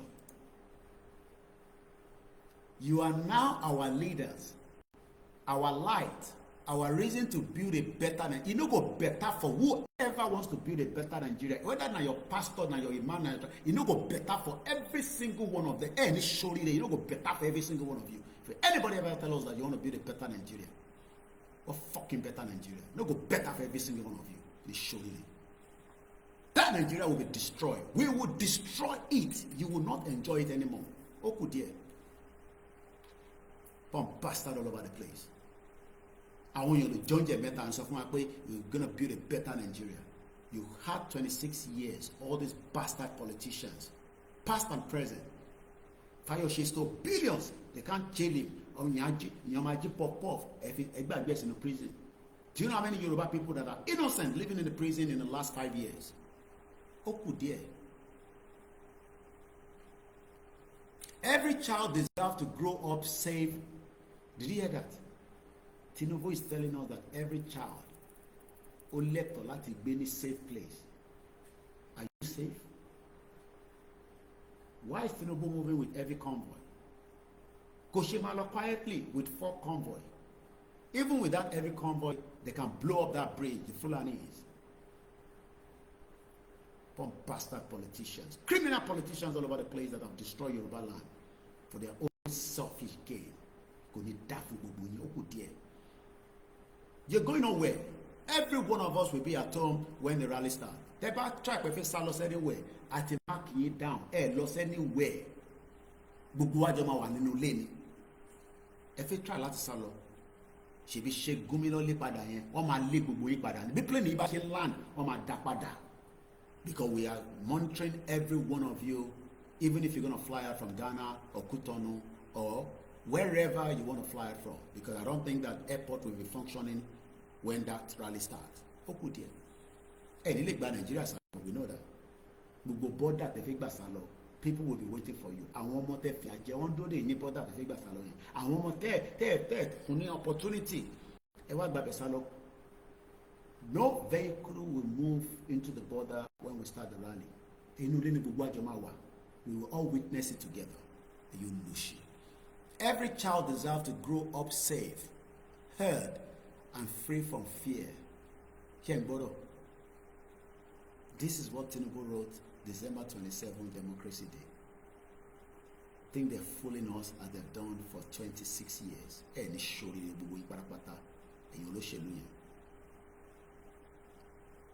Bullying, violence, and neglect have no place in our home, schools, or digital space.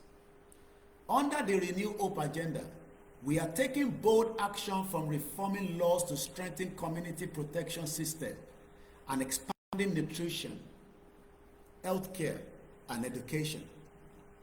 And today, I am launching the say something, do something.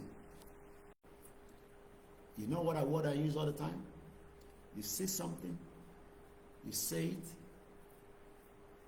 I don't know what you copy.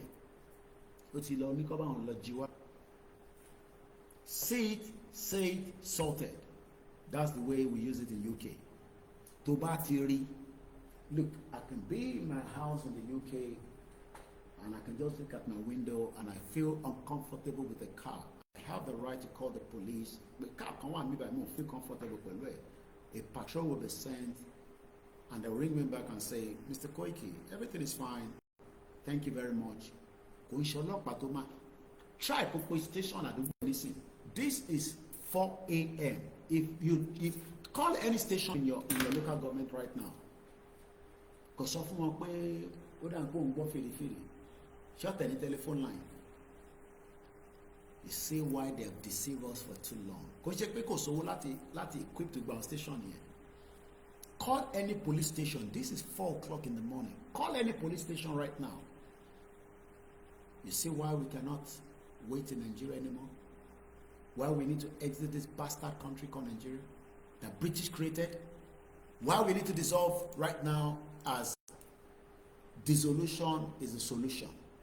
It is time for us to exercise the power of sovereignty. Affect sovereignty. And that means our heart must be strong and we must remain focused. No. Ready. Our mind. To prepare. Our mind, we must know what we really want. Sovereignty. Sovereignty. Rally is just the stepping stone to the next stage. That we have wasted. Britain, wasted 65 years of our lives. All the politicians that I've mentioned, especially those recent governors, they are not even up to 70 years old. That means Baba Kitoye is 30 years older than every fuckery of one of them. Baba Kitoye is 30 years plus older than all your governors in Yoruba land today, including Kwara and Kogi State. Baba Kitoye Bateju, he been by 40 years. And all these bastard politicians will now come and tell us again that another election is 2027. The same election that you have not even given the people to do what they call free access to vote for who they want. Conscious election time return ballot box, turn some ballot box no show turn around one more. Election in that nonsense and 419 country like Britain rigged the election in 1959. Could it daffy buboyi? From bastard all over the place. Wicked politicians. We know where you live, buboyi patapata. All your houses has been marked down. We know every single of your movement. I'll leave it like that. Ewa salo. Gbogbo plate number mọ́tò yín pátá tí wà lọ́wọ́ àwọn tó yẹ kó wà lọ́wọ́ ẹ̀ ní sórí gbogbo yín. Ó kù díẹ̀ chinchin ni mo kàn fún yín. Èyí tó kù wọ́n ní Koiki ò ní láti sọ kàn sọ fún yín ni. Gbóhùn ẹ̀ kó lọ change mọ́tò ẹ̀. Àwọn tó monitor ẹ̀ wọ́n monitor ẹ̀ lójoojúmọ́. Bẹ́ẹ̀ náà ṣe monitor wa làwa náà monitor yín. Gbogbo groups yín pátá la wà náà ẹ̀ àti infiltrate gbogbo groups yín. Gbogbo WhatsApp group ẹ̀yin olóṣèlú pátá PDP ní APC ní títí kan ti ṣòwò rẹ̀. We've infiltrated every single one of you. You think we are joking this time around? Take one step, we will take 6 steps. Ẹ lọ ṣe sùúrù. Ẹ̀yin tẹ́ ń béèrè pé gbà òní rálẹ̀ máa dé. Ẹ ṣe sùúrù. Ṣé ń lọ lábẹ́lẹ̀? This was Ango Abdullahi, which is saw in a summary in his various write-up. This amalgamation isn't working. Therefore, it has to be dissolved. But Tinubu ò fi dissolve olè ajíbolè olè kí ló mú padà láti UK. Tinubu iṣẹ́ wo ló ṣe? Pension wo ló ti gbà l'Amẹ́ríkà? Savings wo ló ní that you return back in 1999 and you become Jagaban? Tó bá ṣe pé olè tó jà lẹ́kọ̀ọ́ ni olè níwọ náà olè níyẹn Tinubu gbogbo ẹni mo fi sọ olè ajíbolè. ẹ̀jẹ̀ kan ló ràn lára ẹ, kò sí nǹkan tó lè fi wá ṣe. Ó lè àmọ́ bí a Fúlàní kan nìyẹn. Mo suspect pé Fúlàní Tinubu ò kì í ṣe ọmọ Yorùbá. Títí wọ́n bá jẹ́ ọmọ Yorùbá ni bàbá tó lè bí ẹ lọ́mọ á máa sọ̀rọ̀ pé Nàìjíríà ò ṣiṣẹ́, ìwà wa máa sọ fún wa pé kí ló kà níbẹ̀ nísìn pé the future wo ló ń sọ. Ó lè ìwọ náà tún fi tà wá fún àwọn West, àwọn Fúlàní tà wá, ìwọ náà tún tà wá lọ. Ó kù díẹ̀. Ẹ sọ fún Ṣèyí Tinubu, kìlọ̀ fún bàbá ẹ̀ tó ń tẹ̀ ń pera yín, ìwà àti bàbá ẹ̀ àti Rẹ̀mí Tinubu ẹ̀ tó gbogbo ẹni wọn fi sọ ẹ̀ tó ń tẹ̀ ń pera yín. Ẹ jẹ́ káwọn ọmọ Yorùbá ya sí títì, ẹ̀ tó ń tẹ̀ ń pera yín. Ó ní jẹ́ gọ́ọ̀fù Lagos State, kàkà kó di gọ́ọ̀nà Lagos State á destroy gbogbo ẹ̀ pátápátá àti gbogbo government house àti everything will be fucking destroyed. Ẹni sórí lè mú sọ. Kàkà kó di gọ́ọ̀nà Lagos State yẹn ẹnu ẹ̀ lájọ wà, ẹnu ẹ̀ ní gbogbo àjọ wà. Let's go back to Angola. Ango Abdullah. Only what election are you all doing? Which fake election? Which olórí burúkú election? Go and collect your PVC olóṣì. Gbogbo ètò ti gbà láti jẹ́ kí ló fi fún ẹ. Ó fi gba cup rice. Yorùbá nation yìí ti ń pẹ́ jù. No, èyí tó ti ń ṣe látijọ́ election tó ti ń ṣe látijọ́ kí ló fi ṣe. You keep quiet and wait for instruction. That's all I can tell you. Keep quiet and wait for instruction. Kò jẹ́ kọ́kọ́ kó le dáadáa. It has to be dissolved, and it will be dissolved. It's either it's dissolved by peace or it will be dissolved by war. Economy. If you don't want peace, American military man say go and prepare for war, and you cannot fight a war with Nigerian government, conventional war. We will do this. We will do 10 times what IRA did with Britain. 10 times what IRA. Go and look at the history of the IRA, the Irish. Mẹ́wàá kan tí wọ́n ṣe fún Britain la máa ṣe fún Nàìjíríà. Mẹ́wàá, not one, not two, not three. Mẹ́wàá kan tó ṣe fún Nàìjíríà gbogbo ni mo fi sọ. Ẹ má yẹ ká solve kìíní peacefully. Wàá rò kó lè gbénu ilé ẹ ṣe lọ pati. Fúlàní máa blow yín mọ́nu pati tẹ̀ lọ yẹn. Wàá ju bọ́ǹbù síbẹ̀ wàá pa gbogbo yín dànù. Ìyẹn olùṣẹ́ ọmọ Yorùbá. Àná àwa nínú problem. Ẹ̀yin ṣe pati ojoojúmọ́. Ẹ̀yin ṣe bí pé kò kàn yín. Àbí ṣèbí torí pé wọ́n ti ṣèbí Àbújá ló fẹ́ blow níjọ́ ni. O rò pé mi máa àwọn la fẹ́ blow yín. Àwọn akọ́ra fẹ́ blow yín. Àwọn Fúlàní ló máa blow gbogbo yín dànù. We saw the suicide bomber in Abuja. Choma Nori, ojú ń dùn ẹ̀. Bẹ́ẹ̀ni, our life have been wasted for 110 years if we play back to 1914. Ìyẹn ò tí tó. At 46. Mo tí mo ń ṣe. Ẹ ní ṣoríire látòkèdélẹ̀. Mo kí ẹ máa bí. Bomb bastard. 46 years old ni mí. Wàá sọ pé mo mọ tí mo ń ṣe. Kò ní dá fún bàbá ẹ̀. Ní ṣoríire níbi kíbi tó bá wà. Ògùn pa ẹ́. A peaceful dissolution is the next recourse. That's what we have been campaigning for. A peaceful dissolution. If you think we are joking, I am 46 years old. I have no fucking business in the UK anymore. And tó bá fi gbé l'America so gbé yín kẹ́ máa gbé níbẹ̀. Ilẹ̀ Yorùbá lèmi wà. Ẹni ṣoríire. Mo wà nílẹ̀ Yorùbá báyìí. Ó kù díẹ̀ ni. Ilé ò ní gba gbogbo wa pátá ni mo sọ. Ilé ò ní gba gbogbo wa. Ilé yìí kò ní gba gbogbo wa. Àtọ́bá o àti ìjòyè o. Ilé ò ní gba gbogbo wa. Ẹ nílé rìn. Ṣèbí torí pé ẹ̀sìn ráyè rìn ni lẹ ṣe ń ṣe mi kẹlẹ̀. Ẹ̀sìn ráyè rìn ni. Nígbà tẹ́ ẹ̀ bá lè rìn, ẹ wá mọ̀ tá a máa ṣe fún nígbà yẹn. But we can still have a peaceful dissolution. Tó bá fi gbé abroad, kọ́ máa gbé abroad. I've lived abroad for too long. Òrìbójú mi ṣe ń dán l'Áfíríkà. Mo mango kan lánàá nígbà yìí. Mo rò pé mo mú rẹ́rìn ní UK. Mango tó ti fi kẹ́míkà oríṣiríṣi pò.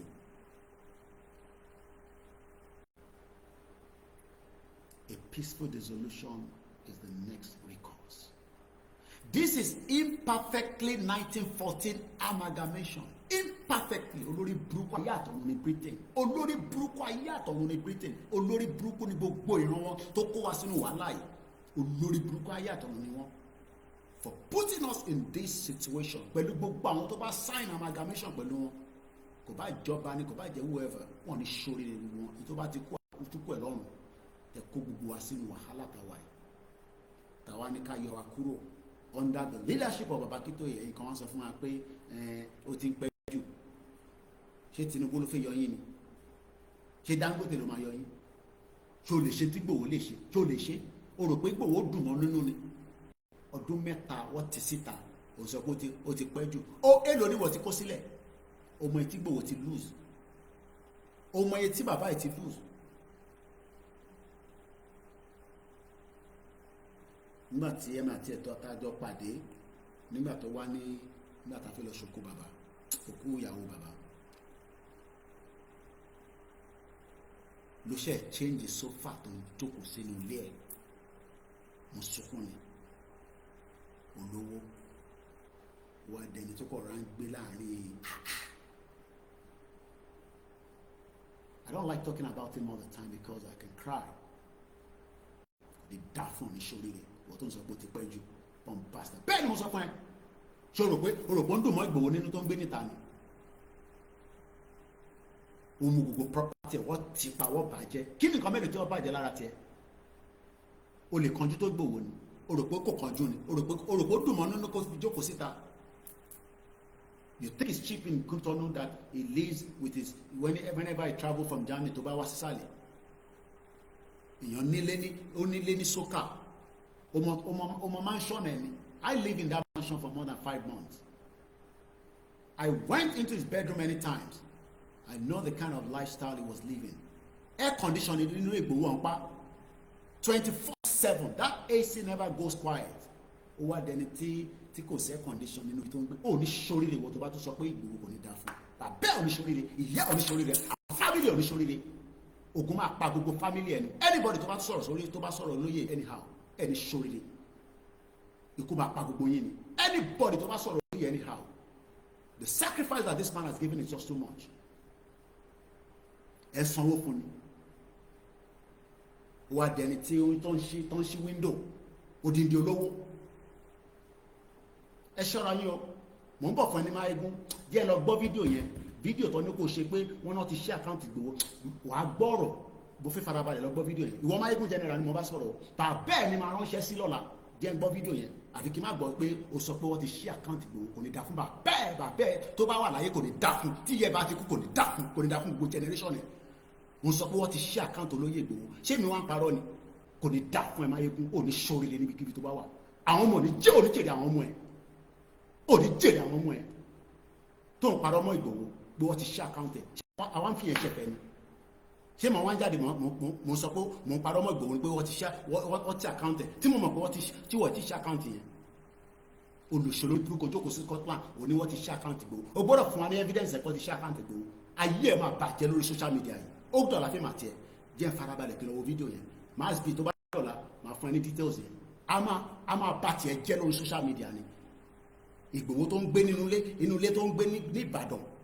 Yàrá tẹ́mi gan sùn tó fún mi. Ó ní kí n má pa èsì yẹn. Mo ní bá mi ilé ti tutù fún mi. Ó ní kí n fi sílẹ̀ kó máa ṣiṣẹ́ lọ. Iná tí Ìgbòho ń lò ó fún títì 10 níná. Wà dẹni tó ń gbé ní Kútọ́nù tó ń tán ẹ̀ ní ṣoríire gbogbo yín pátápátá.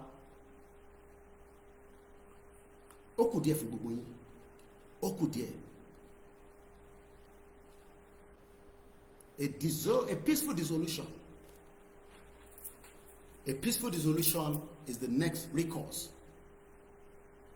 This fucking amalgamation needs to go. Kò ní dá fún Britain lẹ́ẹ̀kan sí. Kò ní dá fún Britain. Ó kù díẹ̀ fún gbogbo yín. Yorùbá land yìí ò ní gbé yín. Britain ni mo sọ. Ó kó gbogbo kingdom. Ó mú wọn kó wọn papọ̀. Ibo gbọ́n kan tá à ń sọ àwọn olórí burúkú wa máa bú wa àwọn náà ń bú wọn. Haúsá gbọ́n kan tá à ń sọ àwọn yẹn tó bá wà ní north àwọn èèyàn tẹ̀ believe in one Nigeria. Ọlọ́pàá ń dá wọn dúró ọlọ́pàá mú anybody nínú one Nigeria wọn.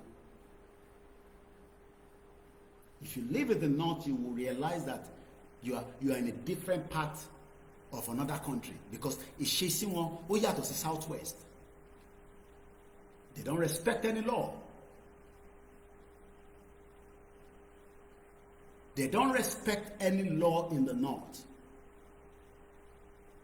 Any small thing that will spark and destroy anything. But but àwa máa wà patient because civilization ti wà pẹ̀lú àwa ti pẹ́.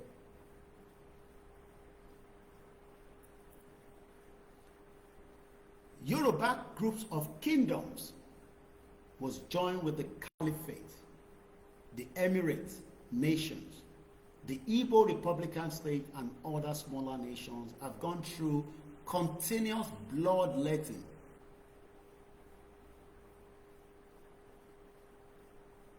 Mo fẹ́ respond sí ọkàn nísìn.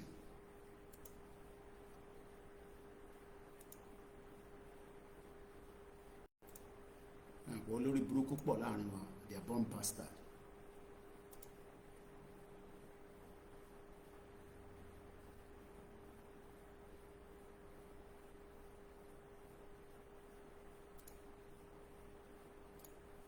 And that's all I need to do.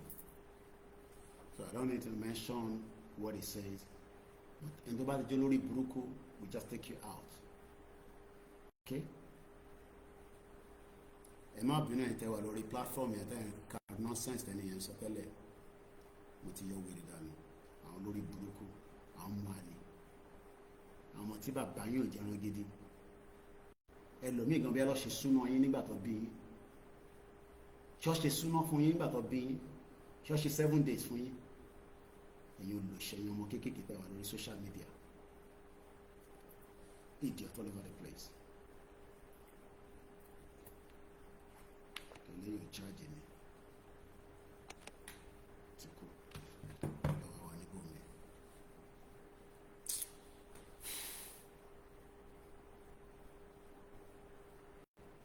Benny, mad people all over the place. Moke Jari, Olamilekan. Mr. Lawale Moke. Ẹ ṣé gan ni ìyá mi fún mi lọ́lá bílẹ̀. Moke bàbá mi Rahim Abbas. Aziz Shakir Moke èèyàn yìí.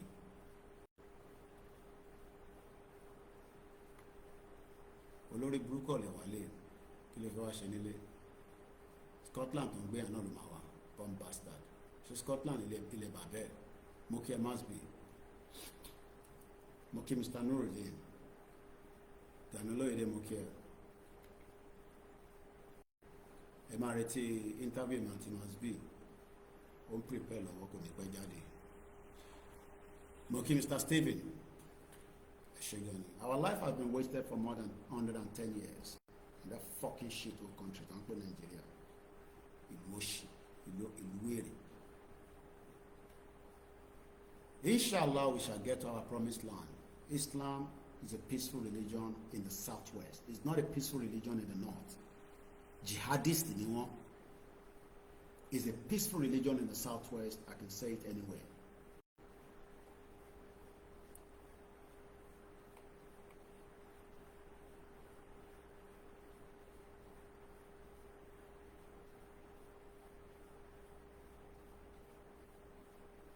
Ìyà ń jẹ wọ́n, baby girl. Ẹni ṣé ìyà ń jẹ àwọn tó wà ní Nàìjíríà ìṣá tàbá continue 2027. Ìyà ń jẹ wọ́n, but they're scared and they're worried.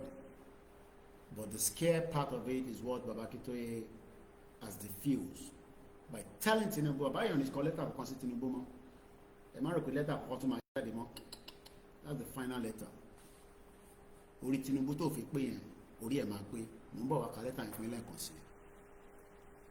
Moki Unique Baby, ẹ ṣé gan ni. Thanks for joining. Tony Ages. Then, even in Europe, I'm padà sí number 3 of the Intolerance similar to Quara because I've been going different places. Moki Yoruba Nation Lafayette TV, gbogbo Hong Kong. Mr. Taiwo Oluwasegun, Sheffield Kolawole, good morning. Olatunji Table, good morning. Moki ní gbogbo Imo State. We saw how ritual continue in every part of Nigeria. Enugu, ẹ̀rí babaláwo tó ń rí èèyàn lẹ̀. Odindi ẹni tó lóyún lórí sábẹ́ ilé ẹ̀.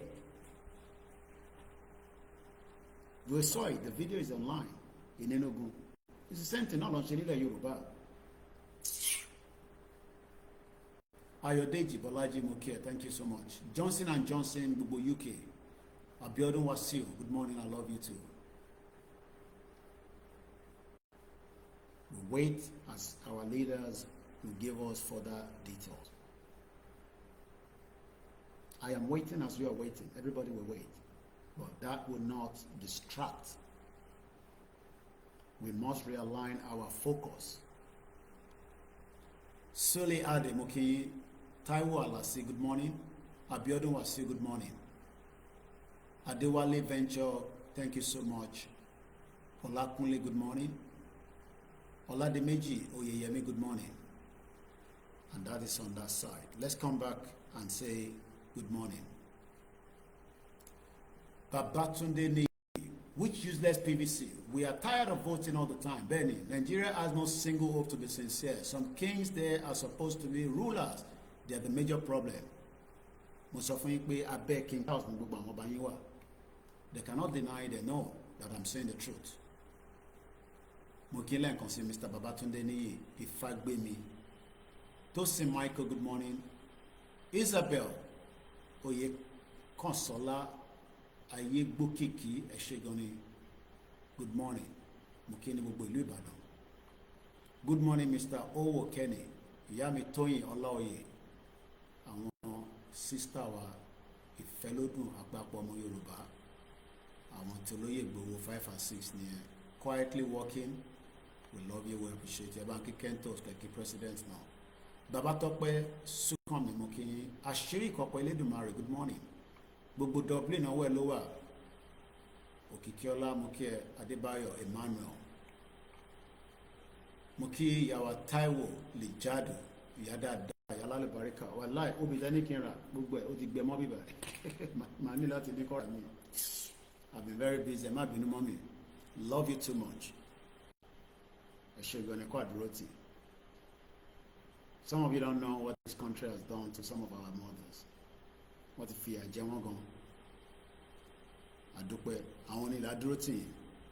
Could you feel it? It's not easy not to have your children around you. That's the pain that some people are going through. This country has put a lot of pain in our heart, and we react sometimes with that pain. Pain Tigbo won't go through. Some of you don't know it.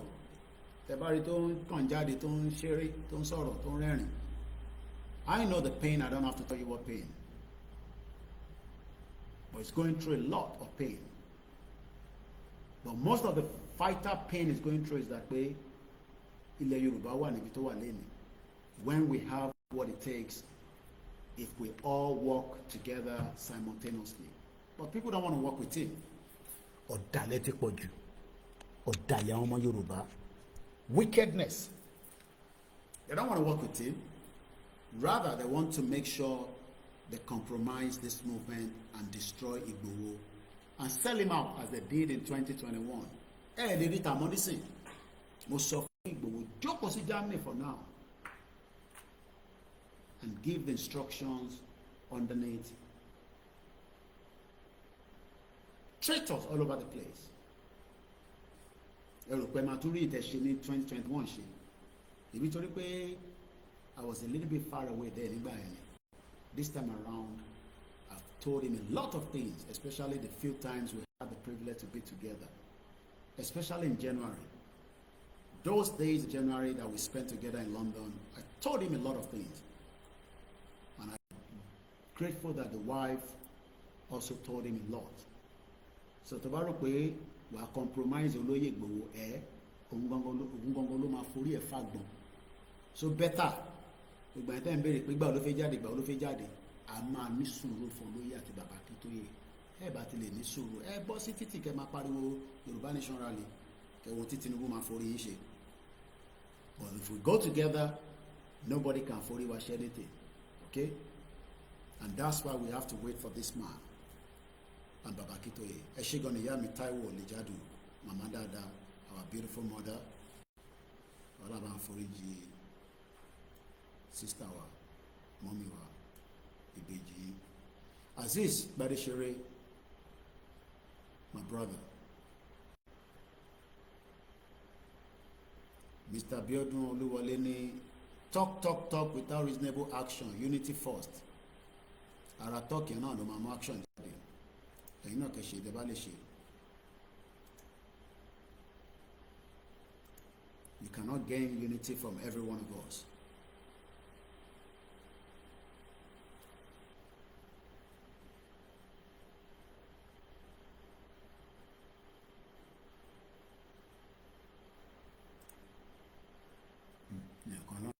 Missing 15 minutes ago. The share posted a sad incident involved a lady named Bridget. She passed away in her room and her body started to decay with maggot. Her neighbors only noticed after several days. You see? I'm only talking to see that.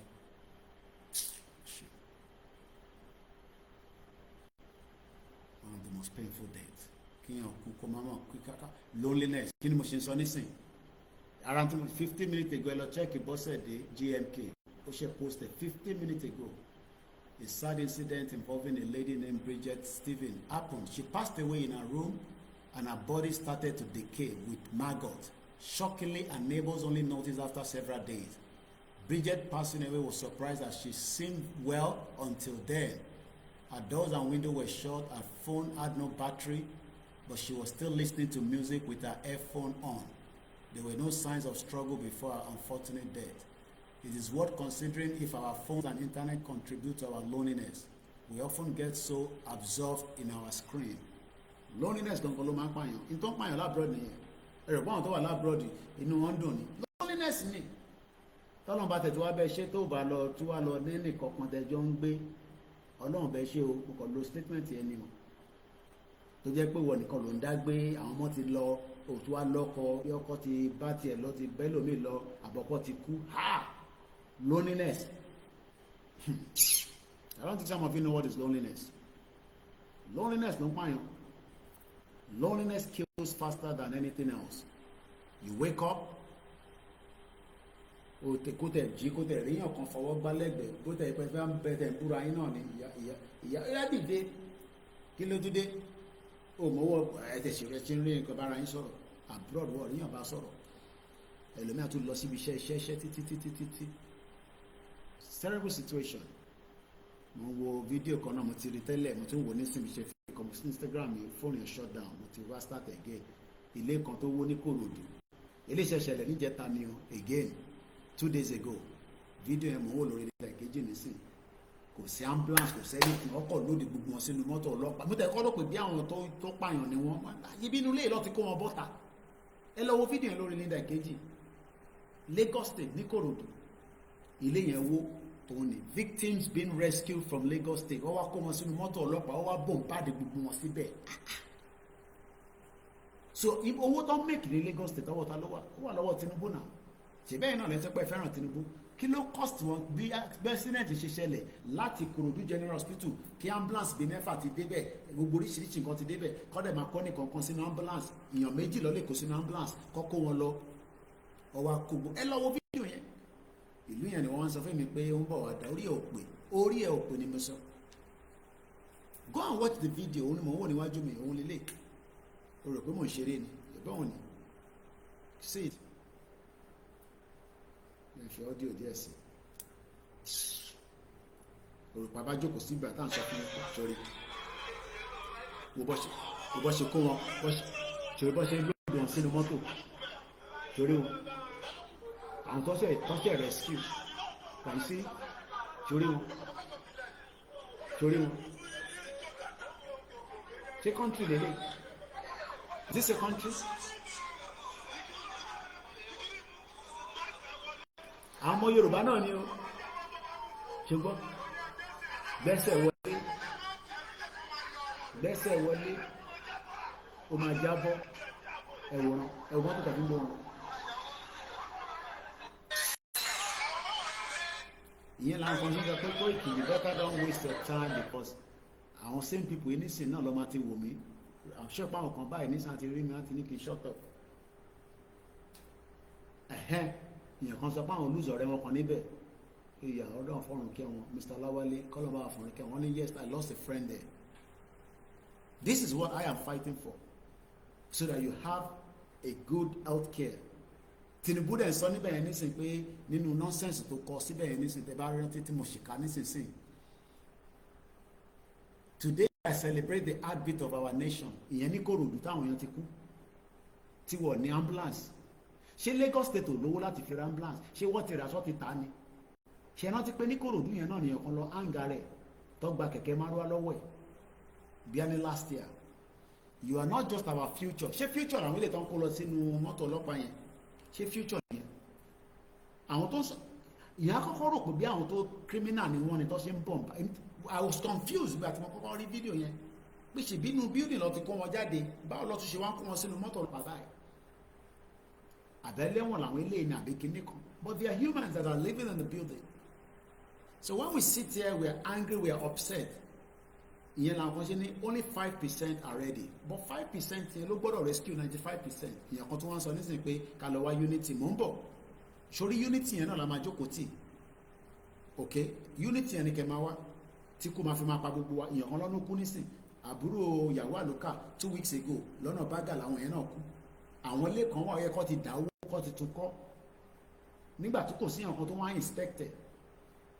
Wọ́n máa fi kọ́lé ẹ̀ máa reduce material tó máa lò. Definitely ilé ẹ̀ máa collapse now. Ìgbà wo ni kò ní collapse? Ó máa láti collapse. And this is the reason why we are saying to our people that we need to exit. Nigeria is a death trap. Ó máa múyàn méjì mẹ́ta lọ ni. And it will create pain in our heart. Tí bá jókòó bẹ́ẹ̀ tí máa sọ fún yín pé you will not live up to 52 years tá bá wà ní Nigeria. Ẹ máa rò pé lọ́ni mọ̀ ń pa ẹni tó ń kú yẹn nísìnyí tá bá lọ wo age ẹ̀ ó lè má ti kó 40 years old. I am 46. I have enjoyed life for 20 something years tí mo fi gbé ní UK. Life tí mo gbé o ò tí lè gbé kò dìgbà tó bá ní owó. Gbogbo owó tó wà lákàùntì mi ní UK nísìnyí kò tó £300. Mo ní 220 kan síbi kan tí mo reserve. Mo lè máa sanwó lé mi. Mo ní £25 kan yẹn kan ṣe fún mi ní £25 kan wà níbẹ̀. Mo ní £2 kan níbì kan. Gbogbo owó tí mo ní lákàùntì mi kò tó £300, but mo ní fọkànbalẹ̀. Torí mo mọ̀ pé mo kàn fi support ìyàwó mi ni òun náà ṣiṣẹ́. So but ìwọ nísìnyí olówó òun ṣe ń gbá lákàùntì ẹ̀.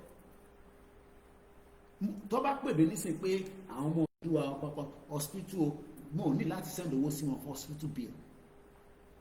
Wọ́n ti yọ yẹn lára tax mi. Mo ṣe send the message sí accountant mi £400 accountant mi náà ó máa charge mi.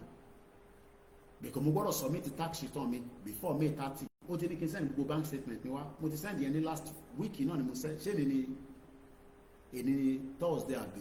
Mo send ẹ̀ sí níjọ́ Monday. Monday ni mo send ẹ̀ sí. Mo dẹ̀ ní kó sọ kí ni bíìlì mi.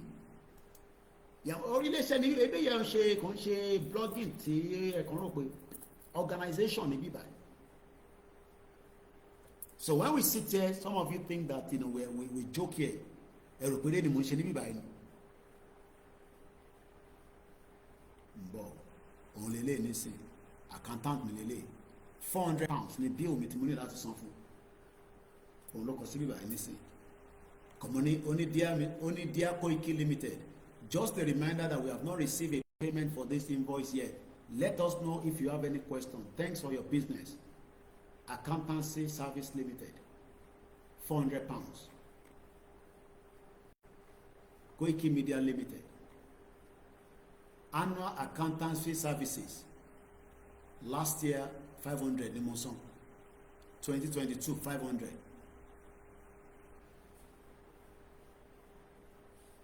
So tó bá rò pé bóyá àkọ́jókòó sí bíbá àmọ́ nǹkan tó yẹ ká lọ ṣe ni mo mọ tí mo lè lọ ṣe o. So yes, gbogbo wa ti ní àti ready, but let us just remain a little bit more patient for our leaders. O rò pé kó wọ̀nyí náà kí mi lọ máa lọ faṣẹ́ London kí n máa make owó ni. So rò pé iṣẹ́ ọ̀nà mo ń ṣe láfíríkà nísìn mo kàn ń sùn mò ń jí.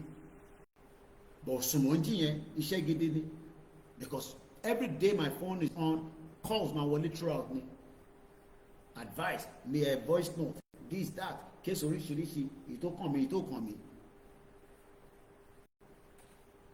So let's remain patient. We are going to get our country. Bí Baba Kito Ishima sọ. We will get that country, either we get it by peace or we get it by war. Economy méjèèjì ni. Talk about if any peace. So let's go back. King Ken here to lórí our other channels quickly before we go further. Mo kí gbogbo ẹ̀yin tẹ́ ń wò mí, 13 people are watching us. ẹlòmíì ò mọ bí tá wà because well, follow instruction. All my platforms, you need to have notification ready so that when I go live, you can be able to listen. So I can't help you more than that. We are trying our best. Forensic kí ló ń jẹ́ forensic? Kò sí forensic ní Nàìjíríà. Forensic kìkẹ́.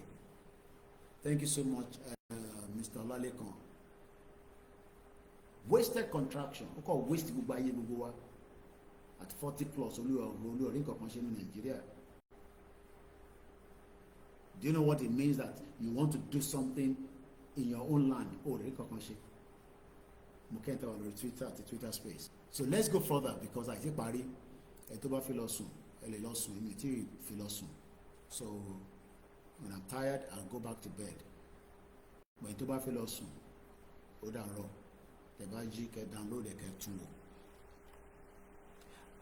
Ango Abdullahi ó ní ẹ dissolve kìíní peacefully ó máa dógún o torí ẹ̀ tẹ́ máa ń sọ pé a máa jagun náà kò ń ṣe mímú náà a máa jagun ó ti dógún already báyìí. Ango Abdullahi ní ẹ jẹ́ ká dissolve Nigeria now so that peace kó lè reign but àwọn olóṣèlú ò fi dissolve ẹ̀ because inú bẹ̀ẹ̀dọ̀ tí ń gbàmọ̀ ayé tí wọ́n bẹ̀ làwọn tí ń jẹ kókó ọbẹ̀ wọn ní Nàìjíríà a gbọ́dọ̀ fọ́ sí wẹ́wẹ́ ni calabash yẹn a máa fọ́ ni mo kí ẹ máa bí ẹ máa dúró de máa bí àti Koikimedia mo travel ọba nínú Africa country tó wà ní mo travel kò easy láti lọ bá ẹni tó bá nífẹ̀ẹ́ mo kí ẹ kú iṣẹ́ takuntakun òní gbogbo àjọ ń ṣàìsùn ní sìn ó yẹ kí máa bí náà ti máa sùn báyìí. Bàbá yìí náà ti sùn bàbá lẹ́kìtì lágo mẹ́rin àbẹ́bẹ́ lọ káṣù bá ní bàbá lẹ́kìtì náà wà lórí ètò kò sóorun lójú gbogbo wa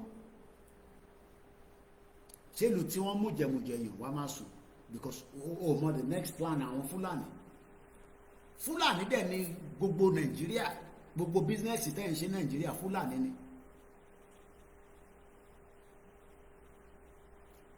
Mo kí yàwá code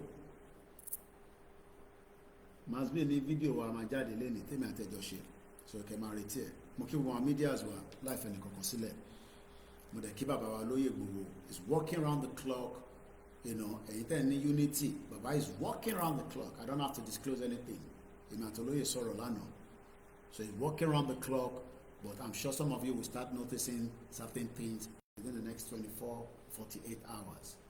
But ẹ̀yin dẹ̀ mẹ́rin pé rálì tẹ wá ní wá jáde nínú yẹn you wait you have to wait okay tó bá dẹ̀ lè wait bọ́ sí ìgboro Ìjẹ̀bú Òde kó máa ní Yorùbá Nation rally kò kúkú sẹ́ni tó máa mú ẹ tó bá dẹ̀ ti mú ẹ wà pé Koikimedia adẹ́pọ̀ lóye agbẹ́lẹ̀ but tá a bá jáde lọ in groups is better than going out as single because fi jẹ́ kí nǹkankan ṣẹ́ ní one of us. Ìyẹn la ṣe ń prepare the last part of it. Ẹni tójú bá ń kán nínú group jáde kúrò nínú group jáde sí títì okay let's remain patient and when we are talking we are not attacking àwọn àtàjọ ṣe Yorùbá Nation ṣẹlẹ àwọn tó believe yẹn àwọn là máa attack jù but ẹ máa mix ẹ up àwọn àtàjọ ṣe Yorùbá Nation ní Koiki bá àwọn yẹn ni ẹ mo ṣe ń bá wí because mo fẹ́ kọ́ gbọ́ràn. Now Ango Abdullahi sọ pé bloodletting, distrust, insincerity and the false pretense at unity nǹkan mẹ́ta yẹn ló ń ṣe wá lọ́wọ́lọ́wọ́ Nàìjíríà nìsín ẹ̀jẹ̀ ń sùn lójoojúmọ́ ni mo kí Mr. Taiwo Alase it shall end in praise bẹ́ẹ̀ ni bẹ́ẹ̀ ṣàlóye àwọn aláníṣe àgbẹ̀yìn but we have to come with strong energy. Bloodletting, distrust. Igbo wọ́n trust wa a lè gbọ́dọ̀ trust àwọn náà kódà lórí ìjàngbara a gbọ́dọ̀ trust ara wa but ó bẹ́tà báwọn ṣe ń push káwa náà push kájọ owó Nàìjíríà káwa jọ ṣe kíni kólúkálukú tètè ya maintain lẹ́nà àwọn tó wà láàrin wa ẹ má wọrí nípa wọn. ẹ̀yin ọmọ tó ń pè lófin ni tẹ́ bá mọ tó ń pè lófin òfin kan ò lè mú wọn nísìn torí Nàìjíríà ń gbájọ wà bó jẹ́ ká gba ìlú wa tán gbogbo àrà tó ń dá ní gbogbo state wa yẹn tó fi sọra wọn di King Kong òfin ni wọ́n ṣẹ̀ máa kọ̀fin ọmọ tán pè lófin law, wọ́n ṣẹ̀ máa kọ̀fin míì. Ṣé wá rí gbogbo tá à ń sọ yìí tí kò yí ọ̀pọ̀lọpọ̀ before I go further into the broadcast again. Àwọn kan rò pé bóyá kìíní yìí máa pẹ́, ó máa pẹ́ bákan bí àtẹ́ pé Koiki, but one thing is, tí Nàìjíríà bá die between now and the next 2 years, tàbá panisin ní kíákíá tí a gba independent country wa tó jáde, ṣe rí àwọn wòlíì kan tó máa ń ní àwọn ríran yẹn, then ẹ̀yin yá wá ẹjọ́ torí Ọlọ́run, ṣe rí àwọn fídíò kan wà tẹ́ máa ń send kan ti bàbá wòlíì náà sírò láàyè. I don't want to see all those kind of nonsense videos. Ìgbà ó ní kó lóye má lọ sin ìyá ẹ̀, olóyè rẹ̀ ti sìn yẹ, bọ́ tún circulate fídíò yẹn, ìyẹn kò ń ṣe prophecy mọ́, fake nìyẹn. But ẹ̀yin ya wa máa wà tó Koiki ṣòtìrí tí prophet Nasiru láì sọ, mo ní olóyè fúnra rẹ̀ gan wòlíì lòun náà. Bí bàbá confam náà sọ̀rọ̀ pé kó lóyè má wá sílé o, tó bá wá o kíníkan àti sìyà olóyè nísìn ó ti lọ pé 2 years báyìí. Ọtún bẹ̀rẹ̀ jáde nísìnyí o, ẹ má jẹ́ kó lóye wá sílé o, Koiki àgbàgà ìgbùgbù. Bàbá kúkú wà ń Germany tiẹ̀, oúnjẹ tọ̀ìtọ̀ ó ń tọ́jú àwọn ajẹ́ àtàwọn ọmọ nílé wà ń Germany. So why are you worried? Ẹ̀yin má worry nípa ẹ̀. Ṣákírù wà nílé, èmi wà nílé, bàbá Èkìtì wà nílé, Masbi wà nílé, àwa náà tó bẹ́ẹ̀ láti dìde. Olóyè bá dẹ̀ rí pé agbára wọn fẹ́ le ju ti ọ̀tá wa lọ, á lè máa bọ̀ ńgbà yẹn. But for now, they are capable hands at home. George Akínọlá wà nílé, àwọn tó wà ké, ẹ má jẹ́ kí wòlíì kankan jáde kí wọ́n sọ pé olóyè má wálé. Gbogbo wọn ẹ̀yin diaspora gangan ló ń gbé mọ́ra. Sí kankan tó ń rí, àwọn tó ń ríran àmọ̀ wọn, kò ń ṣe gbogbo ló ń ríran. Náà kẹ́ni kankan ríran sí wa. We like miracles. But bàbá yìí gangan ni miracle. Bàbá Akíntóyè, òun gangan ni miracle wa. Ilé gangan ló yẹ ká máa worship. Bàbá ìgangan ló yẹ ká máa worship, because olóyè gan kò lè sọ pé òun ò nífẹ̀ẹ́ bàbá ìtọ́kùn, ó nífẹ̀ẹ́ dénú, ó lóun ò lè dalẹ̀ bàbá ẹ̀. Ẹkẹ́ni kankan wá sọ fún wa pé àwọn rí miracle kan, miracle wo lọ́n rí? Àníwọ̀ rí miracle kan ṣe gbogbo wọn. Púpọ̀ ni wọ́n ṣiṣẹ́ fún olóṣèlú. Àwa ti mọ gbogbo géèmì yẹn. Ọmọ náà ríran ẹ má jáde o, ẹ bá jáde fúnra lọ máa pa yín gbogbo jágbàjàgbà yẹn. Àwọn onísọ̀rọ̀ sáwọn ẹni Ọlọ́run bẹ̀ sọ fún gbogbo wọn kó wà very careful, kó wà very careful. Àti wòlíì o, àti babaláwo, àti àfà, àdúrà ní kó máa ṣe fún wa. Ilẹ̀ Yorùbá ta fẹ́ gbà yìí o kò bọ́ sí i. That's all. Mo ṣe kí èèyàn kan máa sọ fún wa ìkan tẹ̀ wáyé yẹn máa ń jáwé gan bá ní Yorùbá ọ̀tí lè jáde nísìnyí. Bàbá náà báyìí àwọ̀ aṣọ funfun jágbàjàgbà báyìí. Ó mọ̀ mí dáadáa. Tìbá náà ó ti dárúkọ mi lórí iṣẹ́ ẹ̀kan rí. Ó máa ń wọ fight bá àmọ̀ bí ó dà pé bàbá ẹ̀gọ́ babaláwo ni tó náà tún ṣe. Irọ́ ni gbogbo wọn, wọ́n ń tẹ̀ nǹkan lábẹ́lẹ̀ o. Láìkẹ́ni kankan fún yìí kankan gbogbo àwọn wòlíì yẹn pátá lọ sọ́dọ̀ àwọn babaláwo tó lọ ń gbà fọṣẹ tó ń gba gbogbo ẹ̀. Máa parọ́ fún anybody lórí social media, àwọn ẹ̀rẹ́ máa gbé mọ́ra. Gbogbo àwọn babaláwo tẹ lọ́nbá náà lọ sọ fún wa pé wòlíì yẹn ṣe kọjá lọ nísìnyí tó máa lò níjọ́ Sunday ó ti wá gbà tiẹ̀. Wọ́n á dẹ̀ máa fún yín pé ìṣẹ̀ṣe ò dá o, ìṣẹ̀ṣe ò dá o, ẹ fi ìṣẹ̀ṣe sílẹ̀ lọ́rùn wọn. Camouflage anybody. Àwọn wòye ara sínwín. Yorùbá ò tí lè lọ nísìn, Nàìjíríà ṣì máa da. Nàìjíríà kọ́, Nàìjíríà ni. Ango Abdullahi ọmọ Fúlàní gan sọ pé what unity? Ẹ̀mọ̀ kó ti sàn kan mẹ́ta, bloodletting. Ṣẹ́rí kò sí nǹkan tó worst tó distrust. Kí ló ń pè ní distrust? Mo kí ẹ Venture TV, good morning. Ẹ tí màá dárúkọ ẹ má fi ṣèbínú. Tá a bá sọ pé distrust, kí ni wọ́n ń pè ní distrust? Ká wà nísìn, ká sọ pé A, ọmọ Ìgbò máa ní lọ́lẹ̀ pa. That no be A, na D.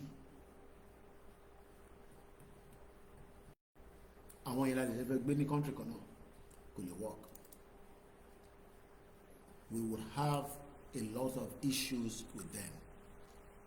Ìdánpọ̀ ní distrust ni ẹ̀.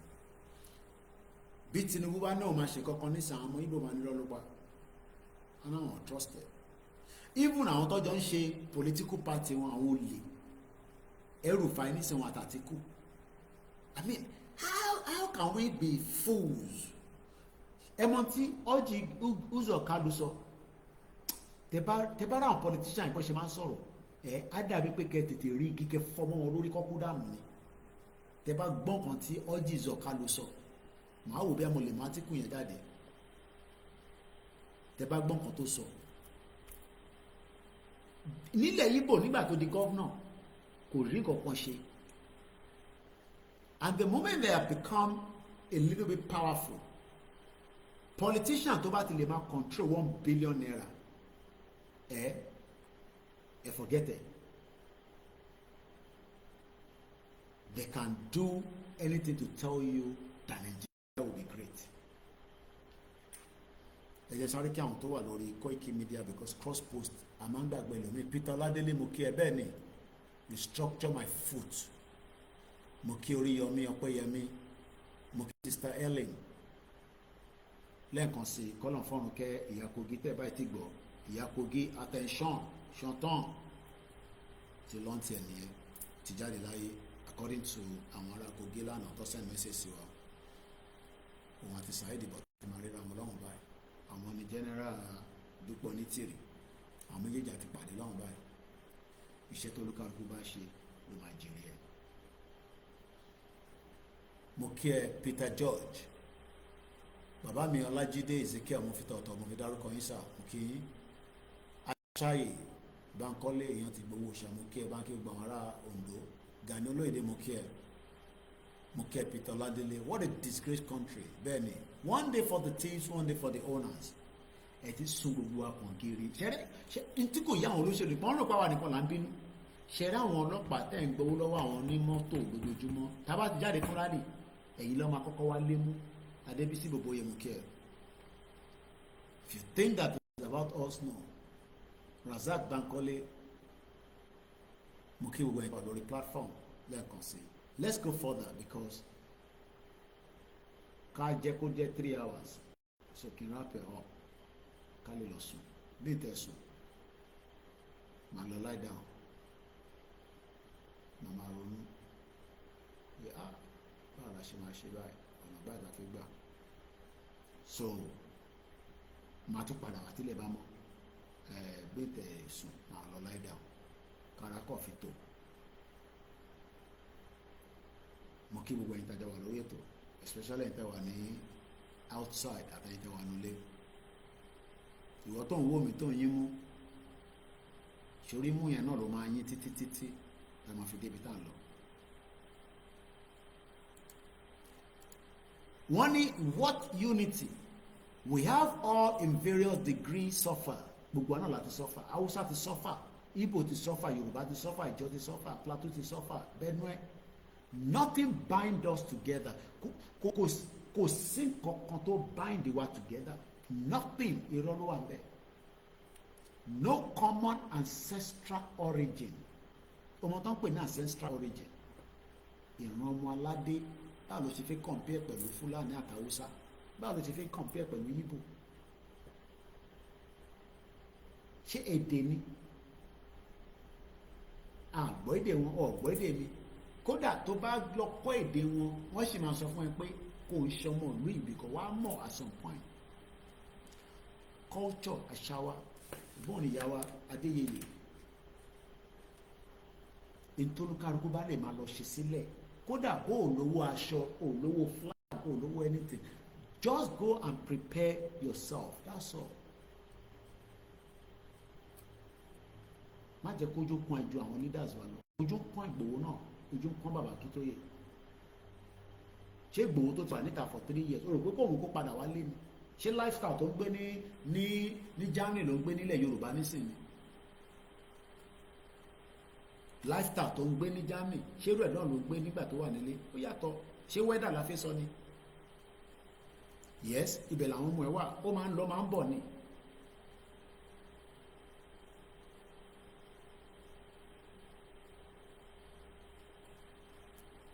Nothing binds us together. No common ancestral origin, language, culture, way of life. Ìmúra wa ìsóúnjẹ wa tí bá ní kọ́ lọ́ bá mi ṣe kọ́kọ́ rẹ́ nísìn tí má là bá rí á ní ìgbẹ́ ni mò ń jẹ bóun náà bá ń jẹ tó kàǹkà fi máa ní kí ló ń jẹ. Our governance, mo ní ọmọ Yorùbá ní DSS ó ní ká lọ gbébọn ká lọ defend ara wa kí ló dé káwọn tó wà mẹ́tẹ̀ẹ́ lè sọ fún wa. Ọmọ Ògùn state ni mo ti mention orúkọ ẹ̀ lẹ́ẹ̀kan kódà mo máa fi laptop mi sí sleep mi because ibi tá a bá parí sí náà láti máa pick ẹ̀ òun ni mo kọ́ sí bíbá DSS Director General ọmọ Yorùbá ní Adéọlá Olúwatósìn Àjàyí. He resumed office on August 28, 2024. He was appointed by Tinubu. Buhari ò ní appoint ọmọ Yorùbá láyé. Peter Obi ò ní appoint ọmọ Yorùbá, ọmọ Igbo ẹgbẹ́ ló máa appoint. Kò sí unity, distrust ní irọ́ ló wà níbẹ̀, irọ́ ní gbogbo Nàìjíríà. But camouflage àwọn olóṣèlú ni pé kọ́ máa gbá orí gbogbo wa, ó yá gbà síbí, ó yá kówó díẹ̀ fáwọn ilé ní bíbá ẹ̀dàrú níbẹ̀ yẹn. It's all lies. Ìtòdẹ̀ mú adọ́dọ̀ DSS ni pé a lọ sọ́dọ̀ Ọ̀ṣun state pé àwọn tí wọ́n ní wọ́n mú ní December tí jọ́ọ̀jì ní kọ́ fún wọn ní 60 days kọ́ fi ṣe investigation 60 days wọ́n ti pè. I can bet you títí di another 3 months ẹni gbọ́n kankan mọ́. Ṣé country nìyẹn? Court approved 60 days detention for Boko Haram suspect àwọn tó set up cells tẹ́ bá rántí December incident yẹn ṣẹlẹ̀ but January la ṣe gbọ́. Before I go because mo fẹ́ mention ti bàbá olóyè Ìgbòho tí bàbá Akíntóyè sọ pé àwọn ti response àwọn Fúlàní tẹ́lẹ̀ ní January kó tó di pé nàìjà tó lórí burúkú tó wá sọ̀rọ̀. The war by Fulani leaders against Sunday Igboho needs to stop now, Professor Adebanjo Akintoye write. This was in January 12, 2025. Let me read it quickly. Yesterday, January 5, 2025, I witnessed a video showing an important leader, Professor Garu Gololo, ìyẹn ló kọ́kọ́ attack Igboho kó tó di pé Najatu aláṣẹ́wó òun náà tó wá ṣe the same thing. Ṣùgbọ́n tí bàbá Akíntóyè wá wo fídíò mi kan lọ́wọ́ ní èwo tún ní Najatu yìí mo wá ní ìyẹn náà ṣe tún sọ̀rọ̀ ni lọ́wọ́ sẹ́ndẹ̀ lè sí mi èmi tẹ̀rọ pé èmi kan tẹ̀tí gbàgbé mo wá sẹ́ndẹ̀ sáwọn ọmọ mi kan blọ́ọ̀gẹ̀ àwọn ọmọ mi wá ní àti blọ́ọ̀gẹ̀ lè bàbá ní January so mo wá repost again so kákọ̀sáré kan briefly torí táìmù àti lọ kálí lọ sùn. Prophet Garuz Gololo screaming a fierce message against Chief Sunday Igboho, a prominent leader of the Yoruba self-determination struggle. Professor Gololo was like many other Fulani, like Najatu, Alashewo, and many of them like that, àti Shetan of Sokoto, pẹ̀lú àwọn ọba wa tó ń gbàbọ̀dẹ̀ fún wa against Igboho. Before him, striving might and main to paint Chief Sunday Igboho as a criminal whom the federal government should arrest and detain. Professor Gololo attack on Sunday Igboho were so harsh and so lacking in truth that I have decided to make the truth available to him. Ibi tá ti ní the pen ni bàbá nìyẹn. Àwọn ò kàwé tó bàbá. Táwa bá ti ń ṣe gbigiri gbàgàlà. I need the bàbá kó máa bá wa fi pen kó máa fi bá wa destroy ayé wọn. Káwa máa fi media káwa máa fi bàtà ayé wọn jẹ́ gbogbo àwa media. But I need the bàbá kó máa fi pen torí pé the pen tó bàbá bá kọ̀rọ̀ síta báyìí irú ìtọ́kọ̀ fún Tinubu yẹn páká.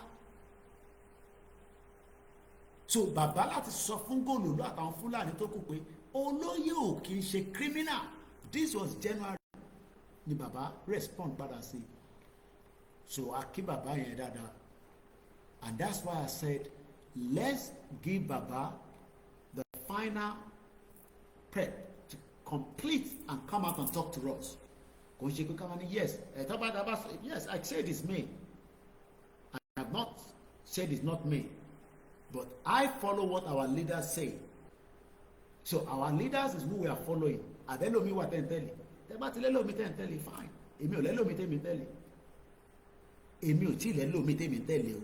Èmi ò tẹ̀lé Dúpẹ́ Onítìrì. Mo ò tẹ̀lé Tinubu. Mo ò tẹ̀lé ọlọ́ọ̀dẹ ní jẹ́ ń tẹ̀lé gbogbo àwọn governors nítorí lórí burúkú ayé àtọ̀run ni gbogbo wọn látòkè délẹ̀. I have nothing to say more than that.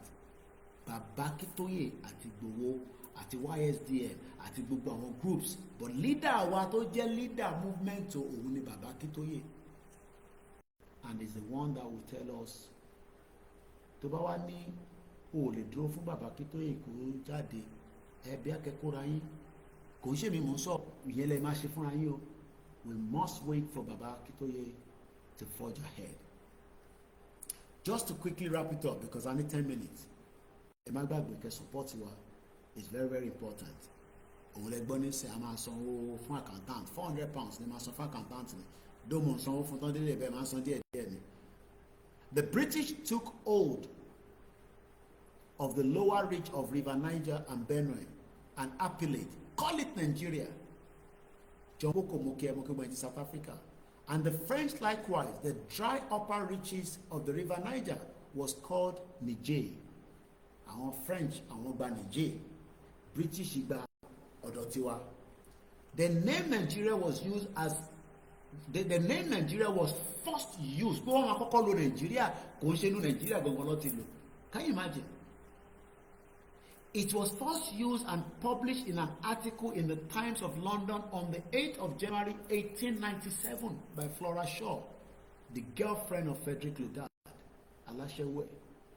The name came in handy as this was towards the close of diplomatic battle between Britain and France over the claim of territory in West Africa. Ìyẹn ni wọ́n fi lọ pè ní Berlin Conference 1884. Kí ló ń pè ní Berlin Conference?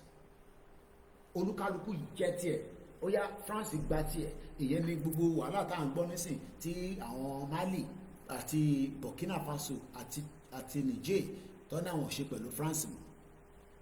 But nísìn Tinubu nísìn òun náà ti gba power nísìn òun sì sọ pé ká ṣì wà ní Nàìjíríà òun fẹ́ máa ṣe 2025 àti 2027 kí wọ́n máa irọ́ náà ló wà ń bẹ̀. Thus, the injurious creation of the protectorate. Don't pè ní protectorate.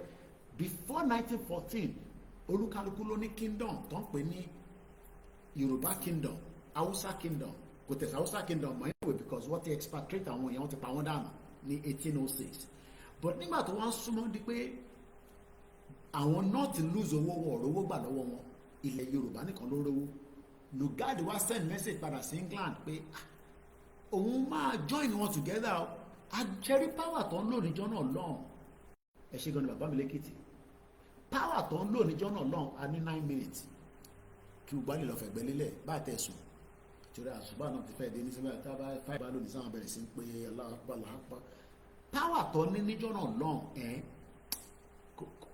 ọlọ́ọ̀ má jẹ́ kó tó rí rẹ̀ lò lọ́dọ̀ wa mọ́ the power was too much wá kọ̀ pé telegram dẹ̀ lọ́ máa ń lò níjọ́ náà lọ́hùn àbíkọ́ send the message by ship pé òun máa join ní gbogbo wọn papọ̀ wọ́n ọ̀tẹ̀ ẹ̀rọ wọ́n ọ̀tẹ̀ ẹ̀gbẹ́ yẹ̀wò pé ok àwọn tẹ fẹ́ join papọ̀ yìí ṣèbó ní ọ̀tọ̀ọ̀tọ̀ ni wọ́n elédè kan náà kan ni wọ́n ló dá kó join wọn ibi tá a fi dé Nàìjíríà nìyẹn o now àwọn kan wá ní ìwẹ̀ since tá a ti wà Nàìjíríà yẹn ẹ ká máa manage lọ ká wá unity bò kò sí unity ká wá culture wa yàtọ̀ ká wá tradition ó yàtọ̀ síra wa tó bá ń ṣe gúngún festival nísìn àwọn ọmọ Ìgbò máa nínú èrè ṣòro àwọn fẹ́ lọ tajà but tó bá yẹ pé ilẹ̀ Yorùbá wa ní olúkálùkù máa respect ní ta fẹ́ ṣe a lè lo èdè wa ní school torí àwọn tó jẹ́ ẹlẹ́dẹ̀ míì àwọn sọ fún wa pé àwọn ò lè bá ẹni sùnùnù báwo làwọn Haúsá yẹn ṣe ń pass ní north pẹ̀lú English gbogbo àwọn exam tó máa ń ṣe yẹn because computer based ni ṣé àwọn tó gbọ́ English wọ́n ti yí ọwọ́ padà lọ́hùn yẹn abájọ tí cut off mark wọ́n ṣe lò ẹlòmíà gba 248 wá ní kò lè ṣe lọ whereas ọmọ Hausa tó gba 100 cut off mark wá ní kó wá ṣe lọ ní Unilag. Nigeria is a fraud tètè mọ̀ ní mo kí ẹ Bishop Adesina